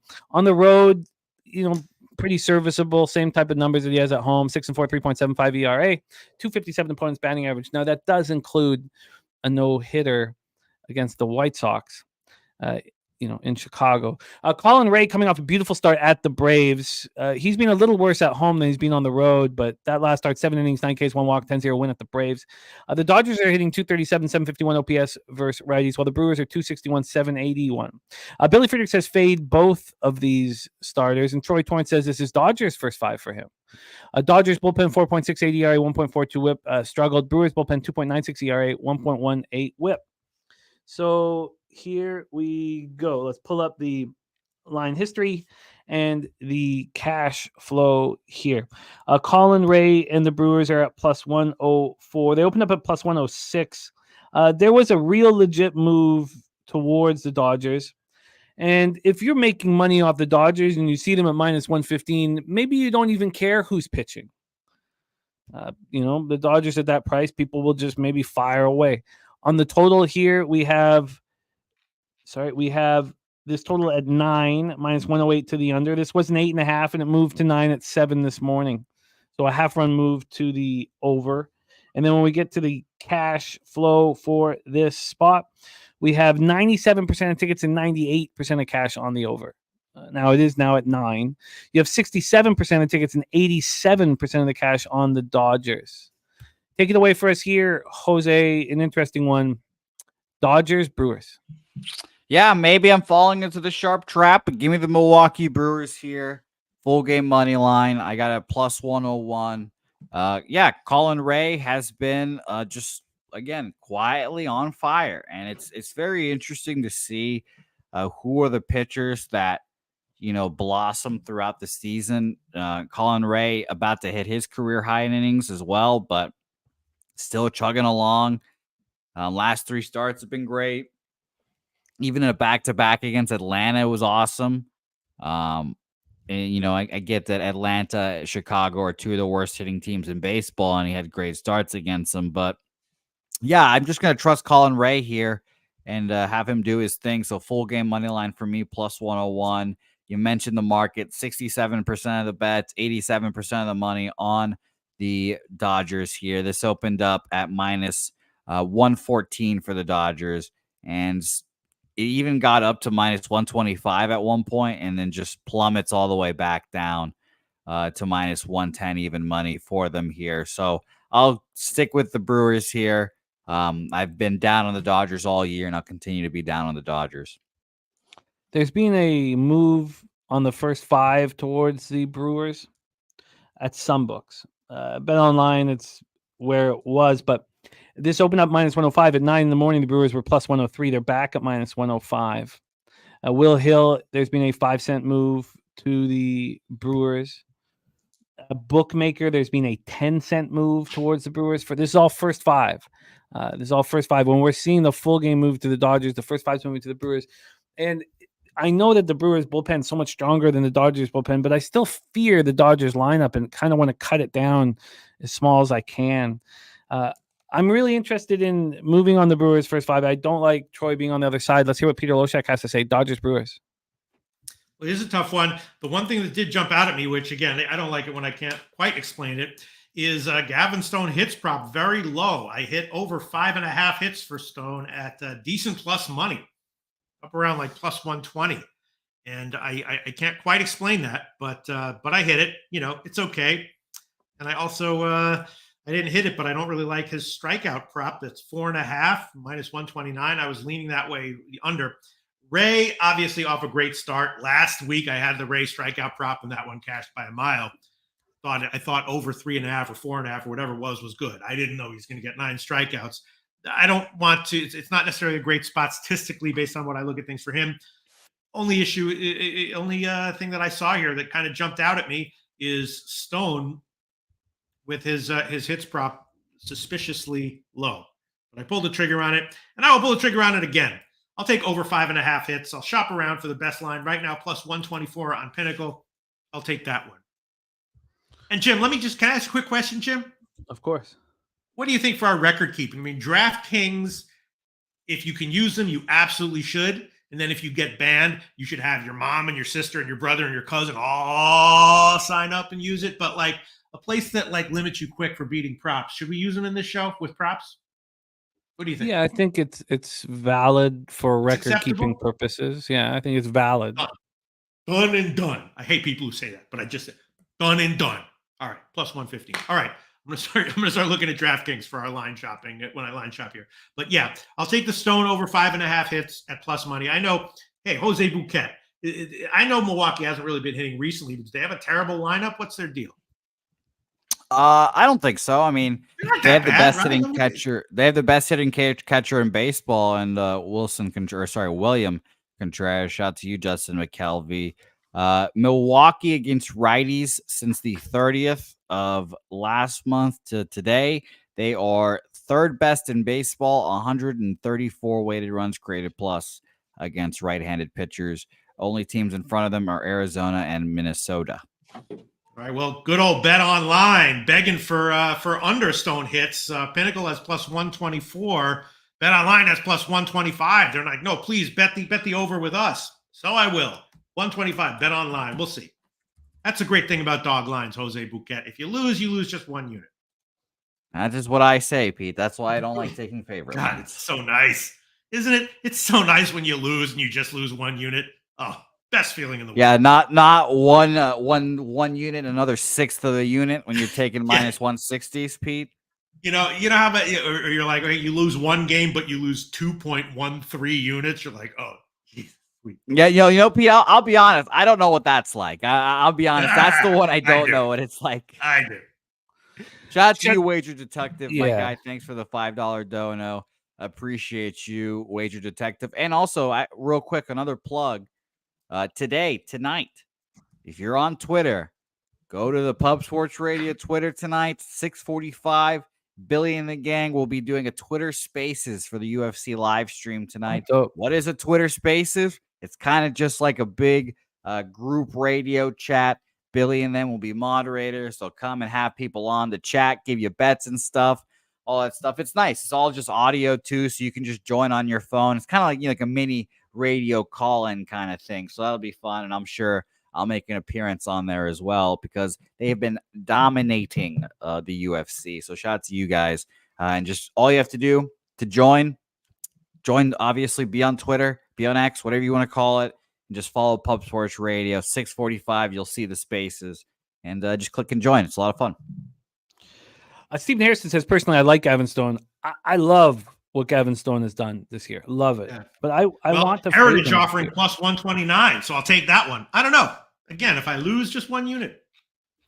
Jose, what did you get on the Brewers full game? Plus 101. So okay. And Wager Detective, thank you. And also, we have Clark Edge in Atlantic City this week.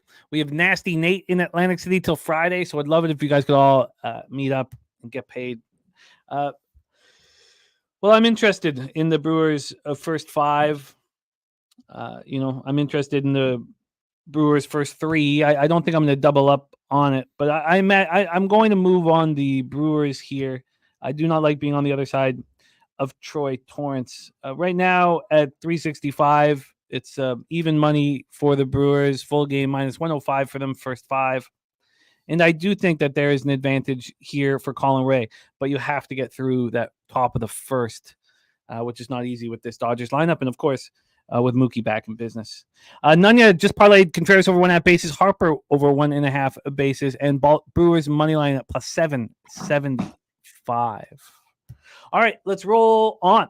Next up, 8:10 p.m. Eastern with the New York Yankees, 70-50, 38-23 on the road. Chicago White Sox, 29-91, 18-42 at home, guaranteed rate field in Chicago, Illinois.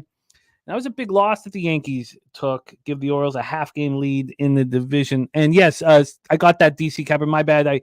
The bookie buster play of the day is Dodgers full game for DC Capper, and Justin McKelvey, Contreras over 1.5 bases is the stacks play of the day. Troy Torrance says, I cashed on the White Sox yesterday and went to check Jose's action because I was certain he was on it. Couldn't believe it. It. I stayed off of it, and I stayed off the Diamondbacks as well, or the Rockies as well. They were also minus 300, facing a minus 300, I should say. But yeah, wasn't on. Billy Friedrich says, I love the first five under 4.5 or 5 in this one. Cannon has been improving. And one thing we know about the White Sox is they can't hit lefties. 207, 538 OPS. Nestor Cortez has been horrific, especially on the road. 1-5, 6.08 ERA, 301 opponent's batting average. They've been terrible. He has been terrible on the road. He's coming off a 9-4 loss at home where he was terrible there. 4 2/3, 6 earned runs allowed. He has struggled, but this team can't hit lefties. Jonathan Cannon coming off a nice start, 5-1 win at the A's, 6 innings, 1 earned run. At home, 1-1, 2.90 ERA, 213 opponents batting average. Big boy, 6'6", getting the job done. Yankees versus righties, 297, 897 OPS. And again, the lefties numbers for the White Sox, atrocious. And both bullpens have struggled badly. Let's get into the weather and then the line history. Weather-wise here, we have 77 Fahrenheit, 7.1 miles per hour in, dies down to 5.3 miles per hour. Let's get into the line history here for this one. We have, I believe that's first five. Sorry, let me move over to full game. Full game, we have the Yankees at minus 279. They opened up minus 305. There had been a bigger move. This got down to minus 260 at 8:40 this morning. So it'd been at that point, that's 35-cent move towards them. Still a 26-cent move from minus 305 to minus 279. And then on the total, this total is sitting at 9.5 now. 9.5. It's opened up at 9, moved to 9.5 at 7:07 a.m. You know, I've become interested in this first 5 under all of a sudden with Billy Friedrich's interest in it. Let's see what that has done. This first 5 opened up at 4.5, minus 116 to the over, and moved to 5 pretty quickly. But the 5 is minus 114 to the under and minus 101 to the over. Are 6 runs going to be scored in the first 5 innings? We have 95% of tickets, 97% of cash on the over, and then 88% of tickets, 89% cash on the New York Yankees. That first 5 under is a very interesting spot here. Take it away, Jose. Yankees, White Sox. Yeah, I'm going to be on the White Sox here. I'm going to take them plus a half first 5. As I've said a couple times this year, the 2, maybe 3 guys that I want to back on this White Sox rotation, Jonathan Cannon, Drew Thorpe when he's back, and on occasion Garrett Crochet, but it's much easier to fade him on those days. But Jonathan Cannon has been low-key the guy that if I have to choose one guy, it's probably going to be him because he's a low enough name where you can get the inflated ass price and he can still come through and pitch pretty well for you on occasion. Like you mentioned it, this line opened up, skyrocketed. It opened up at like minus 300. The books learned from last night. No team can be minus 300 against anyone. I think that is the case here again today. The line has, again, plummeted from 300 to minus 270. And you could say, what is the difference between that? Sure, but with 88% of the bets, 89% of the money on them, and the line's still moving the other way, no matter, if it's 300 to 275 to 150 or whatever, I'm going to be interested in that side. And I hope it is indeed a low-scoring game in this first 5 innings. That actually gives me more confidence to bet this first 5 plus a half. Hopefully we get a 0-0. We all can slap ass at the end of the day, and we all cash here. So first 5 plus a half, plus 130 for me, Chicago White Sox. Dav Fenn says Yankees first 5 run line plus 106. Says Yankees circle the bases tonight in the first few innings. What's your first 5 plus a half, Jose? Plus 130. The first 3 plus a half, I went 2 for 2 on these last week, is minus 110. First 3 plus a half. That is very appealing right now. And I also kind of like that first 5 under 5. Peter Loshak, take it away. Well, it's tough. I kind of like Cannon over just 3.5 strikeouts. I also like Cannon to get hit a bit over 5.5 hits. I hit that a little bit. Cortez, I don't know. I think he's probably likely to continue to struggle here. I have a lean to Cortez over 4.5 hits, even at minus 160, over 1.5 walks at plus money. All those things. I don't know what I want to make official. I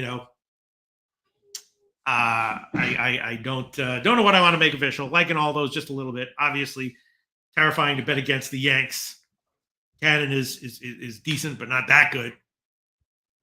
And then Cortez is a huge monkey wrench here. I mean, White Sox do have a major league lineup, but a weak one coming off a double-digit game, but now going against this super vulnerable guy. Against anyone else, I'd be betting under props or betting on props for Cortez to have a bad start, but I don't know if I can do that here. He might have another, like what he did against Philly 2 starts ago. Kind of crappy, but not that crappy. Bunch of strikeouts. I guess I'm going to pass. It's interesting, though. Definitely. So if you had a free $500 bet on the first 5 total at 5, do you go over or under? Oh, my God. Wow, is that hard. First 5 at 5. I really don't even know, Jim. Do you want me to look into it and give you an educated answer? I really don't know. I mean, obviously, you got like a fearsome lineup going against a decent but not great pitcher. I mean, in sports betting, you like to have, more than one thing, hopefully more than 2 or 3 things pushing in the right direction. When you have conflicting things, it's just like a stay off, even if I might be missing out on small value here or there, Like is Cortez sucking versus the White Sox lineup sucking? Which is who sucks more? there probably is a good answer for that. But I tend to spend my time looking into other things. I don't know. It's a tough question, Jim. I moved on the first 5 team total over 1.5 on this game as well. Officially -110 for the White Sox. It also helps that Nestor has a 6 road ERA. But this is really the true test of that. Obviously the White Sox are not like most teams, and their road factor is not like most team either. So if they can't, if he cannot throw well here on the road, then it's generally a fade for him for the rest of the season for me, unless the market dictates otherwise. So thank you, Mr. Heat. All right, I guess I'd throw it on under, Jim. I don't know. Yeah, I do too. I mean, at some point, the Yankees are going to get to Camden, and at some point, Cortez is going to give up something to the White Sox. So maybe not. I don't know. White Sox first 5 team total over 1.5 was a what juice? First 5 team total over 1.5 -110 for me. So yeah, the worries, the only thing that worries me here is that the White Sox dead last against lefties in my splits. So Stephen Harrison says, be careful backing the White Sox today, fellas. Says, I get it, but when a team with pride gets smoked by a bad team like they did, usually the big boys show up in the next game. Zoe Faye looking at the Nerfy and Jojo Rabbit on Yankees money line. Judge 2 or more bases. That's at +120. Billy Friedrich says, if Corey Lee is the starting pitcher in this one, then Cannon shoves. Look at his last 3 starts with Corey Lee behind the plate.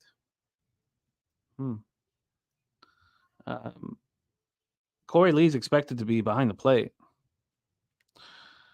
Okay, you know what? This was not the plan, but I expect to be on the first 5 under 5 and the White Sox first 3 +0.5. And I expect to move on those here.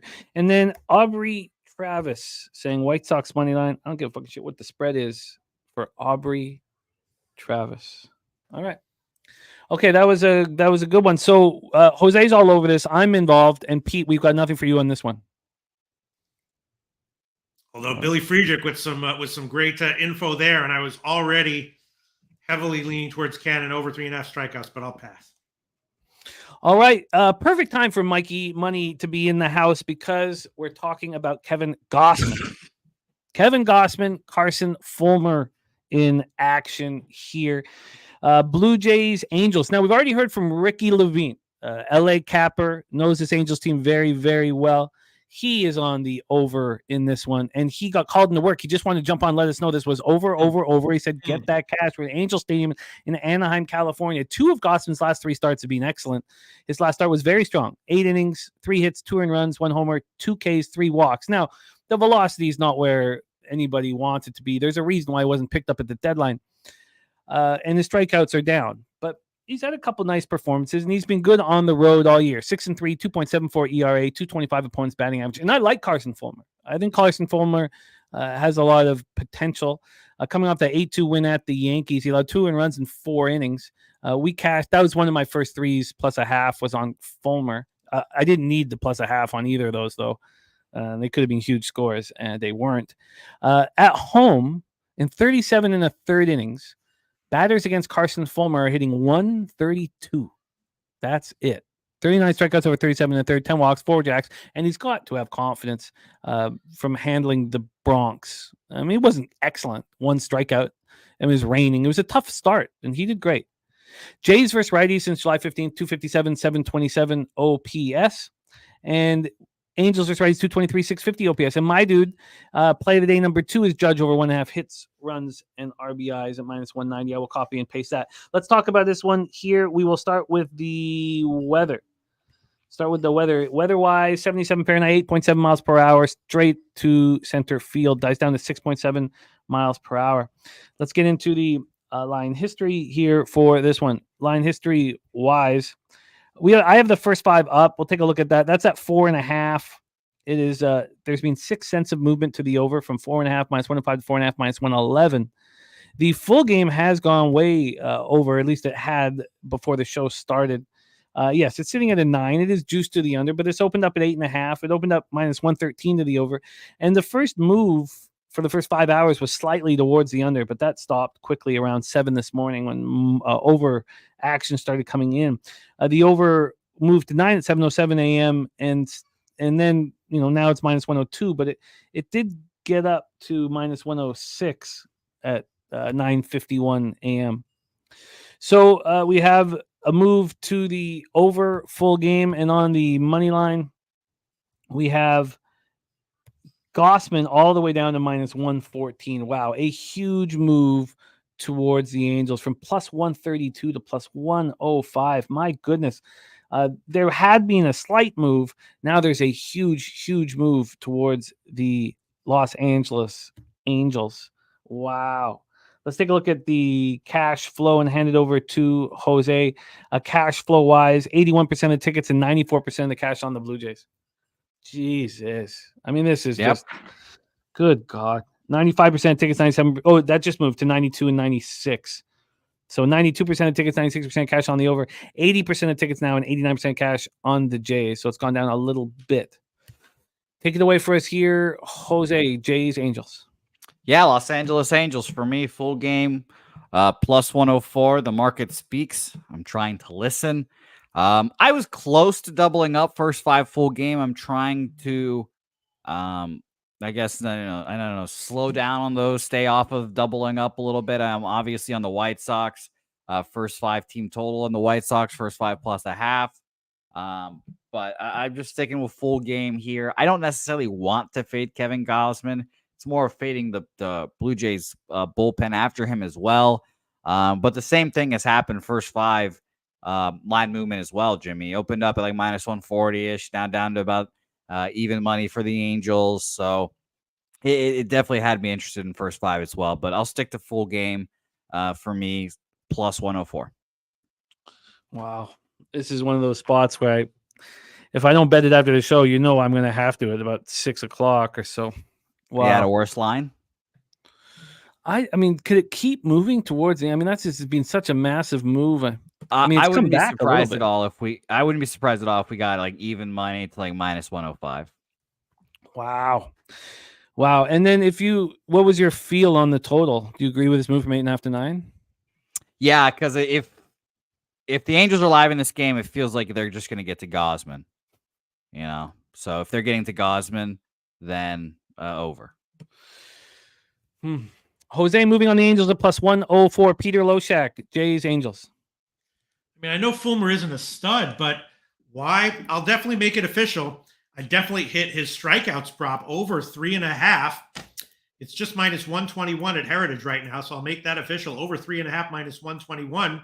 His outs prop was 15.5 at plus money. At Caesars, I can get 14.5 minus 160. I mean, I know he's no stud, but how good is the Blue Jays lineup, Jimmy the Bag? You tell me. The lineup is weak, but we got a considerable boost from Will Wagner.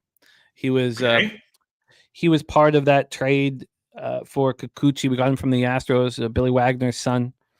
Hits in his first 3 at bats. It's hilarious. The Blue Jays cannot get enough of these legacy players. They simply cannot.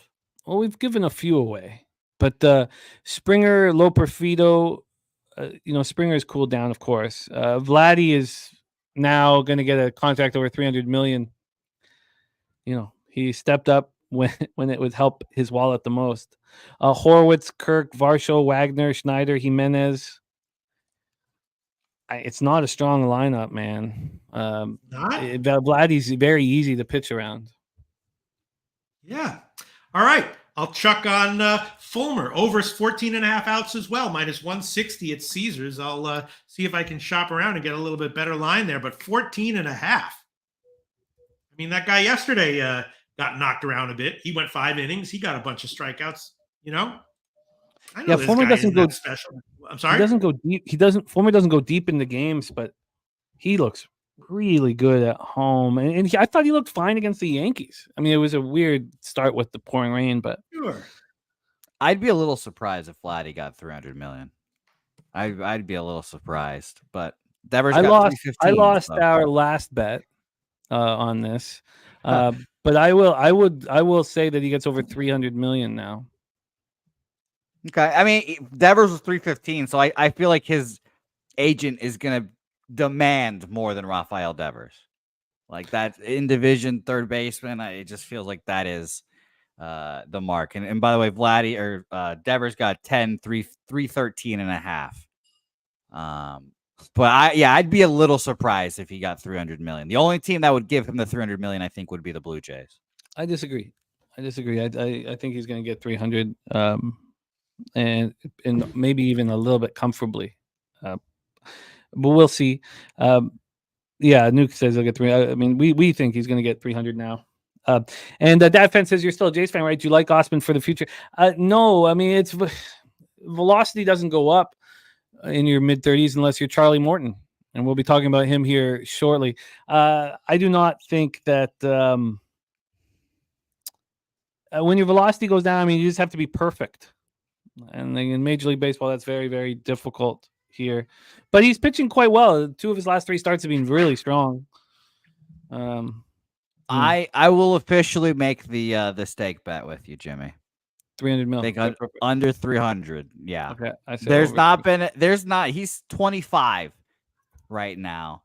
So it'll be very interesting. But Devers is the comp. He's the only third baseman, the only position player around his age that has gotten 300 mil recently. The last guys that got 300 mil that are position players, because Yamamoto got it at 325 at last year at 25. Devers at 26, and that was in 23. Trey Turner got 300, but he signed at 30. Bobby Witt, Nolan Arenado signed at 27. He got 260. You know, it's gonna be interesting to see. I just think baseball, they're just trying to be cheaper. Is the hot take here, I guess. So I'll be interested to watch. I feel. Yeah, but I'll also add on Gossman over 5.5 hits. I really don't understand why this line is as low as it is either. Over 5.5 hits, just minus 108 at Pinnacle. How bad is the Angels lineup? I mean, I know it's a little bit bad, right? Or more than a little bit? Yeah, it's they battle up there, but it's really quite weak. I mean, we thought that Joe Adell was going to be able to deliver power for this lineup, and he has, but he's also hitting under the Mendoza line. At least last time I checked, they're hitting 223, 650 OPS first righties. I mean, you have Calhoun batting for Ohapi. Ohapi looks like he's a bad line. Yes, I understand. All right, let me just. I needed a Rendon hit last week at one point, and that was just horrific. Sitting there needing Rendon to hit, like it is a pretty weak spot. We do have the ribeye play of the day, and it is Juan Soto. Juan Soto at plus 145. So ribeye is in, which means it's our moment of that.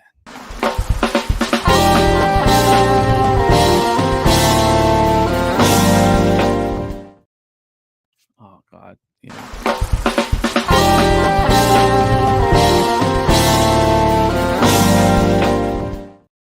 Soto ribby here. Troy Torrance says short home dogs are pretty much unbackable. What has stopped you from feeling that way as well, Jose? Because I know this last couple of weeks you've been backing them for the first time this year. I just seemingly cashing on them, I guess. That is the big difference, really. It's the market. I'm hoping, again, results, obviously tell the real story, and I don't have just like a list of all those short-horn dogs I've bet recently, but it just feels like I'm winning on them more recently. And Jimmy, you talked about this the other day. August, September, the markets start getting a little sharper, and the line moving towards certain teams has seemingly been profitable for me. Rude Boy wants it to see the clip one more time, and Rude Boy, whatever you want, you get. Thank you for being a member of Pub Sports Radio, my man.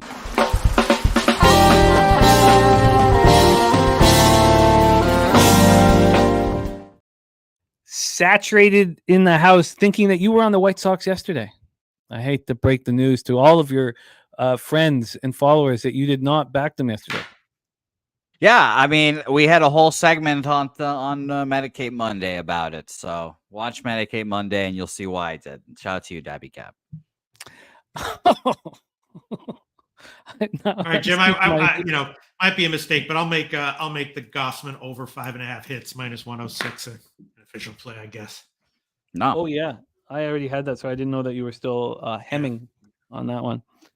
All right, let's roll on. 9:40 p.m. Eastern. Next up, Anthony Richardson joining us. Aubrey Travis said that he was on the White Sox, but he pulled out. Maybe I should play that clip again. Colorado Rockies, Arizona Diamondbacks, were Chase Field in Phoenix, Arizona. Austin Gomber can't get through the lineup the first time. It's the craziest shit I've ever seen. He is your live betting god. I'm not going to bet another under. Now, we did cash the full game under somehow in his last start. 9-1 loss at home to the Mets. But I also cashed live immediately. He allowed 4 runs in the first inning. If you want unders when Gomber's on the mound, just wait. Just wait. Be patient. Every time he sees the lineup, he starts pitching better. Is there another pitcher in Major League Baseball who the third time through the lineup has their best numbers? Probably not. It is absolutely fascinating what Gomber is doing. And the markets moved so heavily towards the Rockies in this start, saying that this is going to be a good start for the Rockies. Going up against Eduardo Rodriguez, we just saw him at first started 2024. No rehab assignments, and he looked good. 5-3 win at the Guardians, 5 2/3, 4 hits, 3 runs, 2 homers, 1 K and 2 walks. The Diamondbacks are raking against lefties. If it wasn't for the Chicago Cubs, nobody would be hitting harder than the Diamondbacks versus lefties. 301, 841 OPS. Rockies just 213, 635. Rockies bullpen starting to come back to earth a little bit. 4.96 ERA, 1.42 whip. They had changed things. They're still much better than they were at the beginning of the year, which does help for live betting Rockies unders.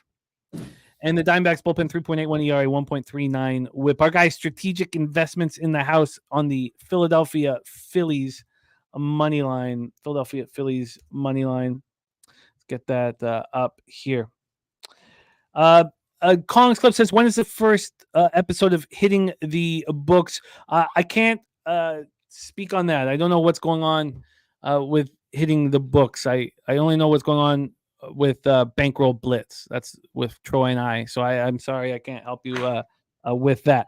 But let's get into this one. We're going to first get into the line history. We know the roof's going to be closed. So let's get into the line history here. I do know that we will have a Saturday morning college football show. I know that for sure. That's the only thing I know at this point. Let's get into the line history here. We have Rodriguez and the Diamondbacks at minus 196. Now minus 192. This opened at minus 246. I mean, there's been a 46-cent move to the Colorado Rockies. 46 cents. I mean, that's just monstrous. From a total scenario, we have an 8.5 minus 118 to the over.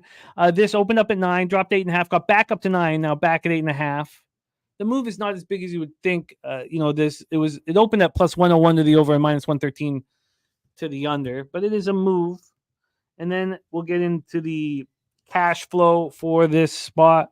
We have 96% of the tickets, 97% cash on the over, 6% of the tickets, and 9% of the cash on the Colorado Rockies. I mean, this is just unbelievable. Take it away for us, Jose. Rockies, Diamondbacks. It's funny that yesterday, I obviously disagree with all the minus 300s, but today felt like a day where the Rockies could get that, against a minus 300 here. And yet the line just plummeting down towards them. And it's so interesting to see it happen. You just mentioned the Diamondbacks numbers against lefties. Since the 30th to today, 172 weighted runs created plus, second best, and it's 165 plate appearances as well. I just don't know really what to expect or make of this market move. It's probably the most confusing one of the day, and I think it'll be the one that I'll stay off of. Again, typically I want to back these spots, and that market move does make me feel like we're going to get a good version of Austin Gomber today that gets through the first round of this lineup, and then after that seemingly can cruise. But I don't know. And another thing as well, this game also screamed over for me. Sure, Eduardo Rodriguez, congratulations. You pitched well in that first start without a rehab. I think it's gigantic balls to do that. I will fade you again. I will fade you for like 3 or 4 starts, because I think it'll take 3 or 4 starts for him to like really get his ball bearings underneath him and feel like a major league pitcher again. 5 2/3, 3 earned runs is a quality outing, really. So it's not like I can really talk shit about that. So I'm gonna stay off. But the Rockies again were very interesting in my cap here, and so was the over. But the line moving down from a 9 to 8.5, gigantic move down to the Rockies. We're just gonna stay off. I can't keep making the same mistake over and over again. I can't. If I have interest in the Rockies, why don't I just wait till the fucking bottom of the first is over? You know. Yeah, but then at that point, it is. But maybe the Rockies have already cashed on Rodriguez, so it's like I just can't keep doing it. I can't keep doing it. I'm not going to keep doing it. But this in is an ideal world, you just watch the first half, I guess, just to see how Gomber is. Peter, take it away. Rockies, Diamondbacks. Well, I don't understand again why Gomber's strikeout number is so low, but I'll take it. Over 3.5 strikeouts minus 101 at Pinnacle. I don't get it. I know he's not a fearsome guy necessarily, but it's a very low strikeout number, and I bet that, and I'll make that official for sure. Definitely also liking Colorado first 5.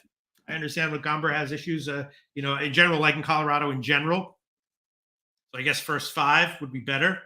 Yeah, I agree. Erod, I don't understand why his numbers are projecting him to have a good start. He'll probably go a little bit deep. I kind of liked his over outs prop. I also bet Gomber over 15.5 outs as well. But also Erod under 5.5 strikeouts minus 111. I bet that one. I don't understand why they're expecting him to suddenly make a big improvement there. But I got Gomber over 3.5 strikeouts at 109. Now it's down a little bit. And then Erod's earned runs, I bet that one at 1.5 minus 151. And his over hits 4.5 minus 101. What do you think, Jose Bouquet? Why are all these numbers? Market saying Erod's going to go over 15.5 outs. His earned runs are less than 2. It's funny. It's saying that as well as moving the market all the way money line wise to the Rockies, as well, which is the confusing part for me, which has me off.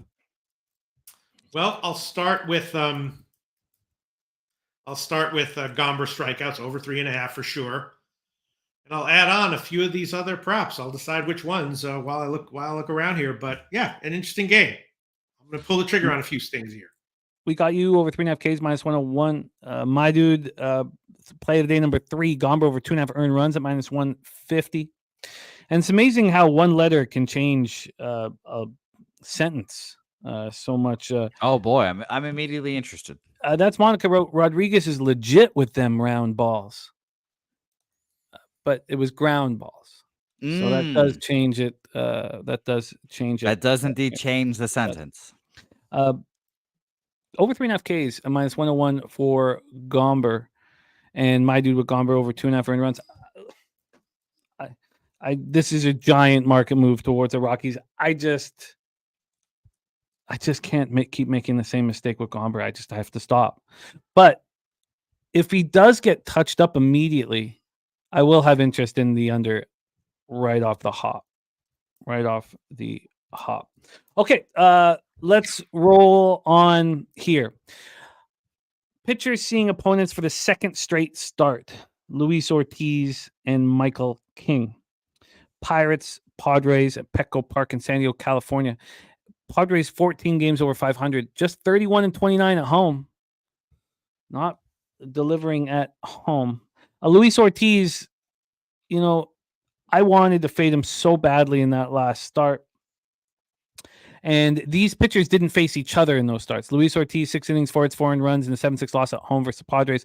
Michael King, on the other hand, got touched up too. 3 earned runs over 5 innings and 9 extra inning win at the Pirates. Michael King's been great this year, but he struggled more at home than he has on the road, even though he's coming off a bad start on the road. At home, 1-4, 4.25 ERA, 48 and 2/3. 71 strikeouts in those home starts. Just 6 home runs allowed. He's been really good this year. Pirates versus righties, just 238, 649, and Padres versus righties, 289, 796, of course. That's since July 15th. And then the Pirates bullpen, 4.28 ERA, 1.48 whip, while the Padres bullpen, 3.18 ERA, 1.18 whip. Let's start with the weather first and then go into the line history and hand it over to Jose. Just one game after this one. 71 Fahrenheit, 7.3 miles per hour to right field, dies down to 5.6 miles per hour, always out to right field. Line history wise, we have the total sitting at 8 minus 107 to the under. This opened up at 8 minus 110 to the under, and it went down to 7.5 at 650 this morning and lasted there for a minute before it's bet. And the 8 is up. So we have 3 cents of movement towards the over. And I've been saying that I do not believe what Luis Ortiz is doing for a while. And still, I'm not sitting here getting paid off of it. The Padres are minus 241. That's ludicrous, but it didn't open there. It opened up at minus 185. So we've had 57 cents of line movement to the San Diego Padres. I mean, that's just a monstrous, monstrous amount of line movement.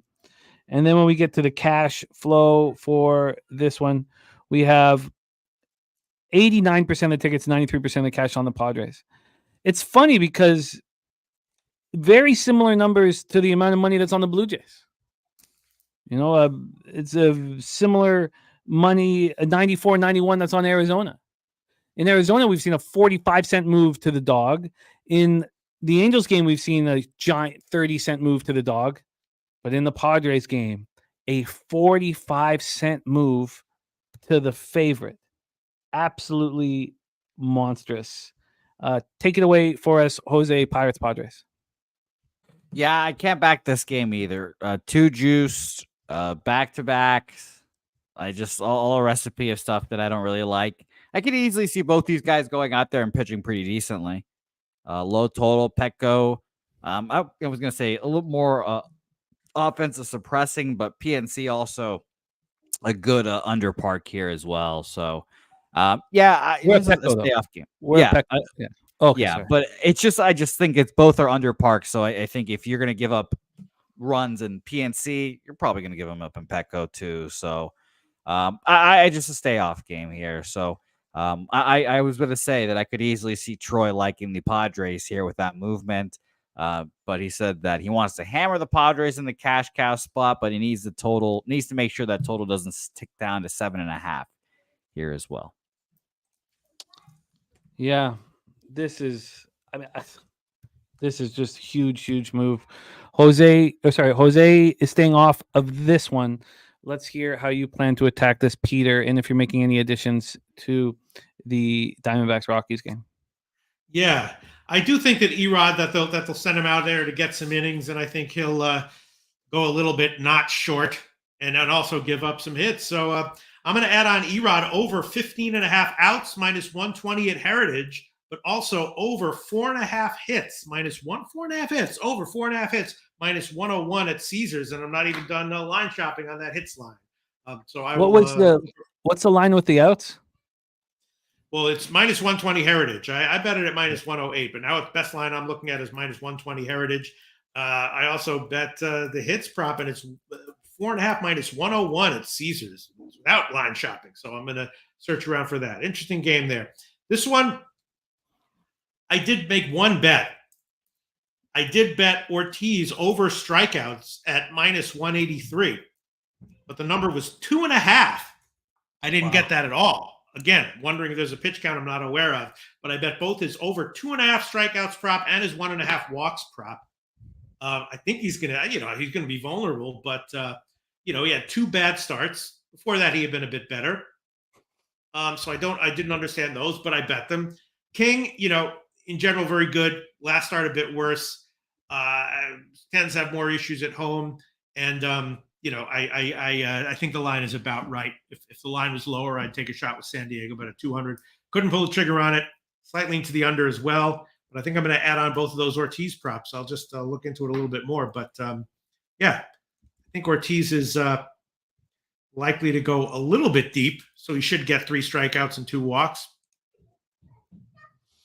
All right. We will see if Loshak moves on the Ortiz props and Jose and I off of that spot. I don't.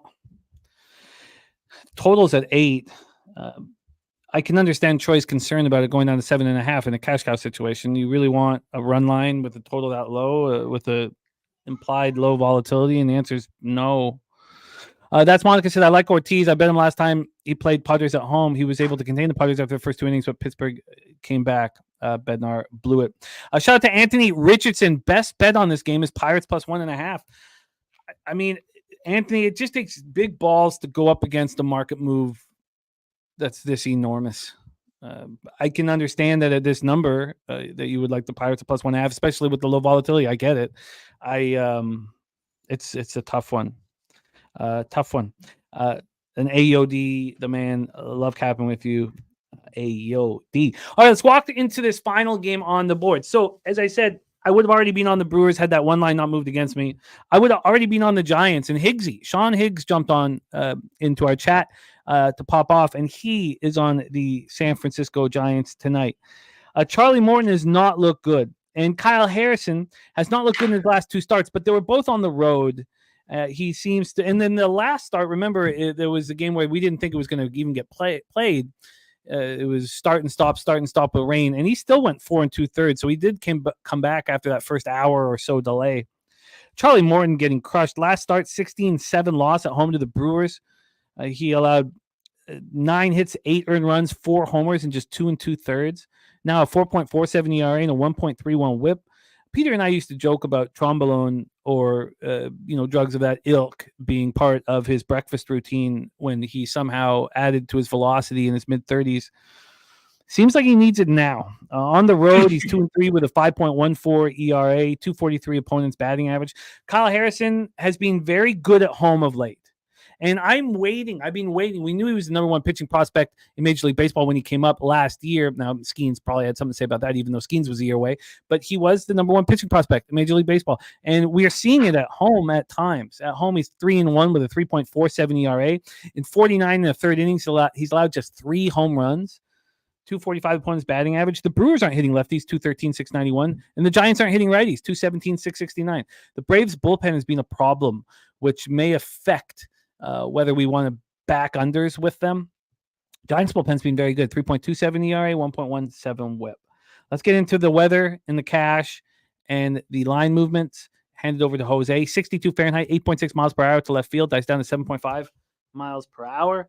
Let's get the line history up for this one. On the money line, we have the Giants at minus 107. They opened up at minus 101. I'm waiting for this line move. When this line came out at 5:35 p.m. yesterday, it took 7 hours for it to move 2 cents towards the Giants. Now it's moved a tiny bit. On the total here, we have an 8 minus 107 to the under. This opened up at 8.5. It took 5 hours for it to move to 8. And then it got back up to 8.5 around 1 this morning, down to 8, back up to 8.5 at 8 this morning. And now we're at the 8, and it's minus 107 to the under. So we've had legit movement to the under. And Anthony, thank you for the dono, my man. Respect. And thank you for everybody supporting the channel. It means a ton to us. Cash flow wise for this spot, we have 54% of the tickets and 88% of the cash on the Braves. That's another reason why I wasn't already on it. Now the line's still sneaking over towards the Giants with only 12% of the cash on it, but generally speaking, 2 years ago when I had that huge run in August, I would be off of this game. The bigger bets not being on my side would just get me off of this game. 83% of tickets, but just 76% of cash on the over. So we have 17 and 24 on the under. Feels like the under is sharp action, but then you have to trust Charlie Morton. Take it away, Jose. Braves Giants. Yeah, I too wanted to back Kyle Harrison here. Again, we keep trying to keep an eye out on this for most, if not all, young pitchers here. 106 innings pitched this year so far. Last year he had about 100 as well. So just keep an eye on that. He's starting to hit the red. Only 34 and 2/3 innings pitched in the majors last year, and we all kind of know the innings in the majors and innings in the minors are not built the same. So, maybe some fatigue factor that we have to worry about here. But again, I still think that's not yet to sink in for him. And I wanted to back Harrison here, but I just haven't yet. And the line movement in this game is very interesting for sure. I think it eventually will get me on there. I just obviously wanted to hear what everyone had to say first and cap it all with you guys. Just to go over this one more time, 54% of the bets and 88% of the money on the Atlanta Braves here. This opened up at minus 114 in bet or at Bet Online, I should say. Trickles down to minus 107 and just goes all the way down to San Francisco now being favored at minus 107. Everyone knows as well as being on down on the Dodgers. Personally, I'm down on the Braves as well.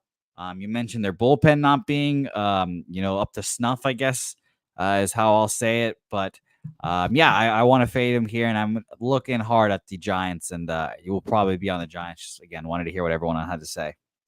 I think we're getting the benefit of Harrison not looking very good in the last two starts on the road. When he was shoving post All-Star break, he looked phenomenal. And if you look at those last two starts at home, why wouldn't he do this again? The concern I have is whether Morton might as well, even though he's not showing any sign of being able to do that lately. Peter, take it away. Braves, Giants. Well, I definitely bet Morton over 4.5 hits, and I took a shot with Morton under 5.5 strikeouts at plus money. I know he's in a bounce back spot here, but just not sure if I trust him. And I also took Harrison over 14.5 outs. It was very juicy, of course, but just 14.5 outs. And I also like the Harrison over 4.5 strikeouts prop as well. I got to think about what I want to make official here, but I'm definitely going to make Morton over 4.5 hits official. Probably will make his under strikeouts prop official. Just got to look into it a little bit. And if I can still find Harrison 14.5 outs, I'll probably take that one over as well. And maybe the strikeout prop. Yeah, it's interesting. Is Harrison cooked? Is Morton capable of a bounce back? This is what sports handicapping. Is not cooked. He's not cooked. I truly, even coming back off an hour delay, I forget who his opponent was last week. Maybe you can remember, Jose. I forget offhand, but it was another lefty, and he didn't come back. His last start's Washington, so it's probably that one. And I would guess it was Mitchell. Oh, okay, it was DJ Hertz or Mitchell Parker, one of the two, yeah. But they didn't come back, and he came back. He's not cooked. And his last two starts at home have been excellent. Why do we not back the Giants here? I'm going to be on him minus 107 full game. Me personally. So, and I can understand why Monica says the Braves have the better bullpen. They just haven't since July 15th. But yeah, and it's funny over the last few months of these bullpen numbers. There will be some times where I'll disagree with like the bullpen being better or worse than it is in the bullpen numbers. And then the next day, the bullpen will go and do exactly what those numbers indicate they were going to do. And I'll be like, maybe you should just, listen to these numbers. The Red Sox bullpen is typically better than it is. But right now it's giving up runs left and right and center. And kind of feels like the same thing with the Braves here. So that's why I'm on the Giants here as well. I still don't know how this Giants lineup produces. I would love to have Nutflush Allen here talking to us, but Fitzgerald, Lamont Wade, Ramos, Conforto. Imagine Conforto batting cleanup. Chapman, Yastrzemski, Bailey, Encarnacion, and Brett Wisely. It's just that's the expected lineup. It's very weak here. Very, very weak. And the Braves lineup has been so poor, but I still fear it much more. Soler, Riley, Ozuna, Olsen. I fear Well, it. if you felt any kind of trepidation before, just know that our guy Nate Dogg with a $20 dono says Giants as well. So shout out to you, Nate Dogg. I'll officially be on him, and I'll be thinking about you tonight while I'm on the Giants, Nate Dogg. Shout out to you.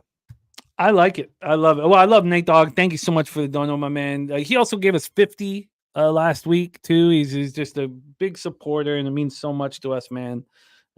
Really inspires us to work our asses off and deliver like Jose and Pete have been doing in MLB, and I have not. But hopefully, I'm on my way to a huge football season and can forget all about this. I'm minus 108, by the way. I was looked at the wrong line there, so minus 108 full game. Yeah, I'm interested in just the first 5, honestly, but I wonder if I end up moving on it full game. I'm really interested in that first 5, though. I still don't trust the Giants, and it does feel like the kind of situation where Morton, could easily bounce back. Pete, you were talking about Morton over 4.5 hits, Harrison over 14.5 outs. What have you gone to town with? It's going to be Caesars. Morton over 4.5 hits minus 137 at Caesars, and Harrison over 14.5 outs at Caesars. Current line minus 204. Give it to me, baby. Give it to me, baby. God damn, give it to me, baby. Oh yeah. Uh-oh. Huh? Yeah. It feels so good when they give me what I want, baby. Zoe, you're the man. Respect. So I think we got a card, fellas. Now we got to. That did not sound convincing at all. Look, I just can't get right in MLB, man, and it's costly. Let's review all action here. Now, I have written everybody's action down, but I'll let you guys deliver the goods here. I also want to, we are a community, and there's times when things are going well, time when things are going poorly, and whether it's gambling or in life. We had one of our brothers, Von Polo, say he's having a rough week mentally. And he just wanted to come on and just say that out loud. Sometimes you need to say things out loud just so you're not pretending it's not. And if anybody can reach out to Von Polo, our guy, VP, just tell him that, how much we love capping with him, what a great guy he is, raising a family. He just had a child a little while ago, another one. We love him. So thinking of you, Von Polo, thinking of you, my man. So I've got everybody's action, but right now I'm just going to give my action and the Cappers Showcase bets here in the chat. Gerald Jones gets us started with the over 9 in Washington, Baltimore. Viper and Bees on Baltimore -1. Then BJ came in with his best bet, Cleveland Guardians money line. Sean Higgs is on the over 8.5 in Cubbies Guardians. Then we have Ron Crawford, spreadsheet dog play of the day is the St. Louis Cardinals. Fetty under 5.5. Oh, I'll let Pete do that. I'm on the under 8.5 at plus 102. I bet that yesterday it's around 6. I told you it went up to 9. Now it's back and make me feel better about it. Crystal Craig's play of the day is Alex Bregman over 1.5 bases at plus 130. She got that at 365. Billy Friedrich's pig milk play of the day was the Mets -1.5. He got it at plus 136. When he gave it out so that it was available to everyone, it was down to plus 115, which he's going to use for record-keeping purposes. I respect that very much, but I also know that he got the plus 136. He also loves that Dodgers Milwaukee first 5 over 4.5, but that's not an official spot for him. Then my dude's play of the day number 1 is Seager over 1.5 hits, runs, and RBIs at -180. Then we have Morgan Spooner all over the Royals, and he's adding first 3 Royals team total over 1.5 at plus 140, and Royals first 5 team total over 1.5 -160. We know the main game for Morgan tonight, man, because his play of the day is Royals money line, Royals first 3 money line, Royals first 5 money line, Salvi Perez over 1.5 bases, and Bobby Witt over 1.5 bases. Loshak's moved on that game as well, and Jose's on the other side of all of that with the Twins, which he will talk about. I'm going to add the Brewers first 5. I'm going to attack Stone. Jose's on the Brewers full game. I understand doing that. I still fear this Dodgers lineup enough that I want to cut the game down I would probably prefer a first 3, honestly. It's got. I imagine I'll stick with the first 5, but it's first 3 or first 5. And Troy's on the other side of that as well. DC Capper, Bookie Buster play today's Dodgers money line, and Justin McKelvey stacks play today's Willie Contreras over 1.5 bases.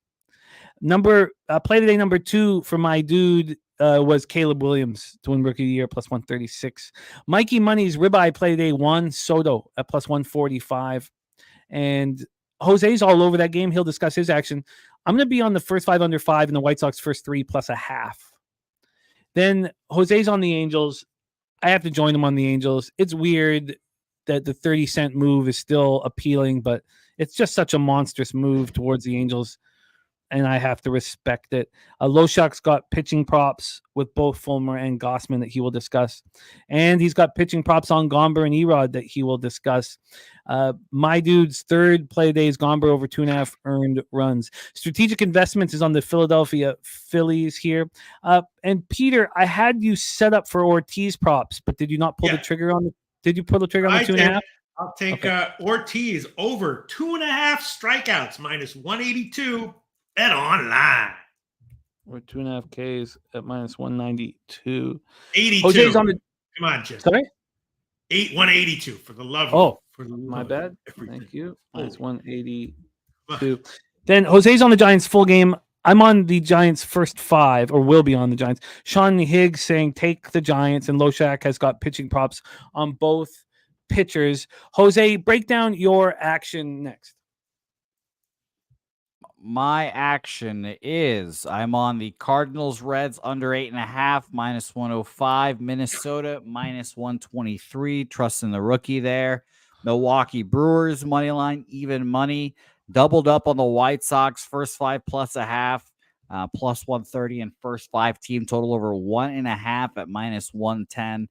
And ending the night with 2 money lines in the Giants minus 108 and the Los Angeles Angels at plus 104.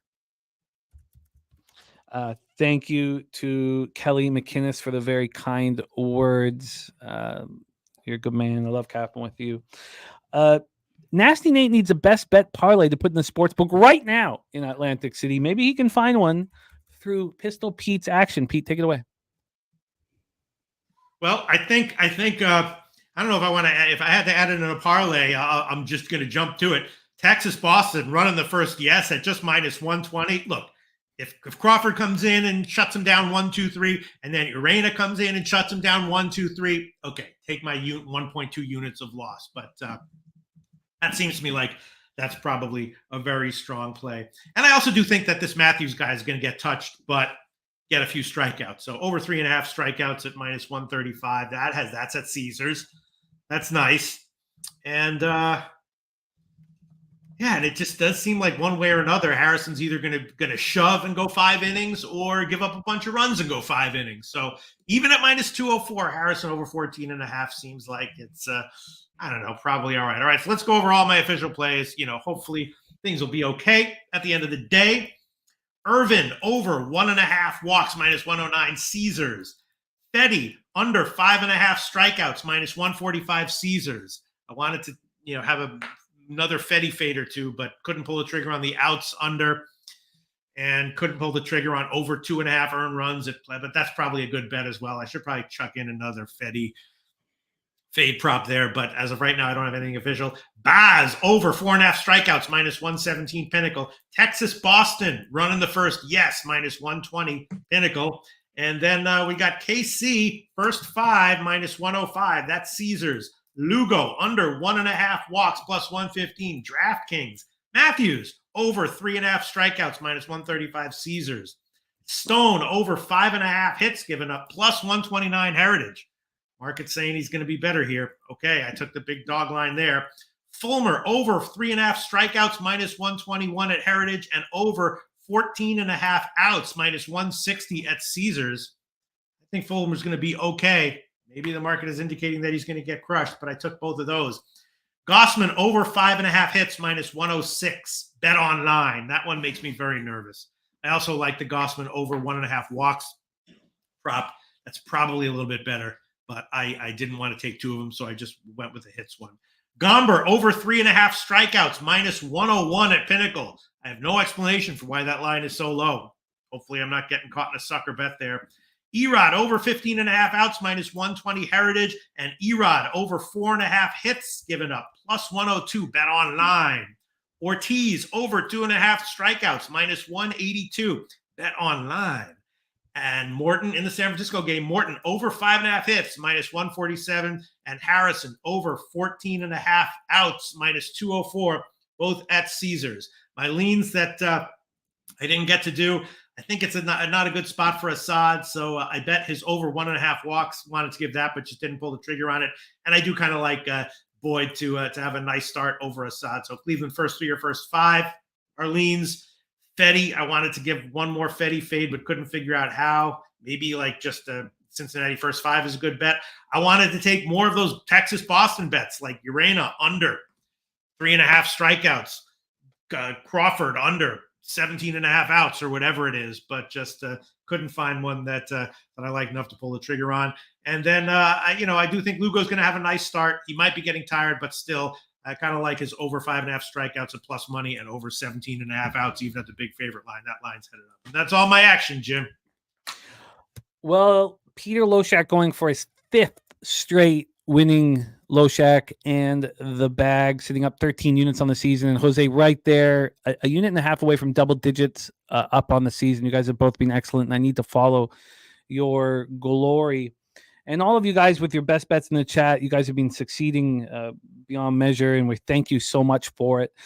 Thank you all for all that you do in support for the show, whether it be through donos or your edges and angles or your humor or whatever you do to bring to make it special. Because the one thing I've always known is it's the chat that makes the show special. Shout out to all you guys: Billy Friedrich, Andrew G, Cheshire. Can I say one quick shout out? Yeah. DC Capper did say play of the day is Colorado at plus 140. He's been killing it these last 2 weeks with his play of the days and all that. Play of the day, not just he likes it. Play of the day, Colorado plus 140, and I can't disagree with that. I was an inch away from giving Colorado first 5. Yeah, that's a big market move towards them. I can understand why he's turned that into a play today. Shout out to Jacqueline joining us as well. Nice to see you again, Jacqueline. Nice to have you back rocking with us. Jermaine Connolly, Textiles, Crystal Craig, Cheshire Cat, None Ya Business, Nasty Nate, Joey Marinaccio, the Dapper Capper, Kelly McInnes. Thank you all for all that you do. Saturated, great to see you back in business. I know you'll be all over football with us. Robert Franklin, Justin McKelvey, Mally Mal, that's Monica, Morgan Spooner, G. Martinez, Nate Dogg. Nate Dogg, thank you for the dono this week and last week. Thank you guys for all that you do for us. Truly, it's exciting. I'm excited to be back in action with you guys. Anthony Richardson, thank you for the dono. His best bet, Pirates plus 1.5. Zoe Faye, Ricky Bobby, Jerry Davis, thank you guys. Dav Fenn, Ken Mizrahi, just love rocking with all you guys. Troy Torrance, thank you all. Jose, do you have any last words before Pete puts a bow on today's show? No, you guys said it all. Let's go have a fucking day. Let's go have a day. MMA Locker Room in the house. Don't forget the Spaces show tonight for the Contender Series, our UFC squad, and the Locker Room podcast has been crushing. Please support that. Also, our Cappers contest is back in business. Our inaugural champion, Peter Loshak. Last year, we had Sharpie and Guillermo Zertucci. Our Pub Sports Radio Cappers contest is up. We're going to have a video up for everybody tomorrow, so you guys will see that. We also have our poker tournament on Friday the 23rd. In 10 days is our first poker tournament, $25 buy-in, $25 rebuy. And again, on Friday the 30th, the winner of each of those tournaments gets free entry into our Cappers contest.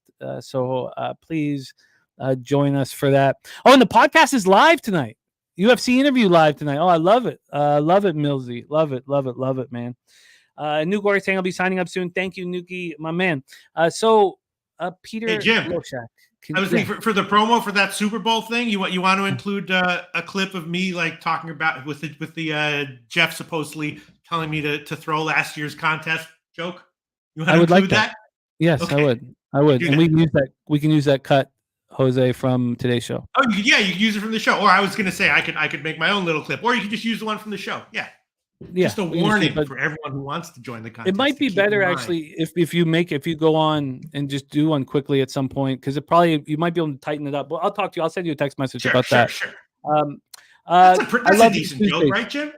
I mean, that's a decent joke. That's a great joke, Pete. Great joke. Okay, good. It's a great joke. Great joke. Peter, my friend, I love these Tuesdays. We all love getting a chance to rock with you on Tuesdays. Can you please bless our action and send us into the future, my friend?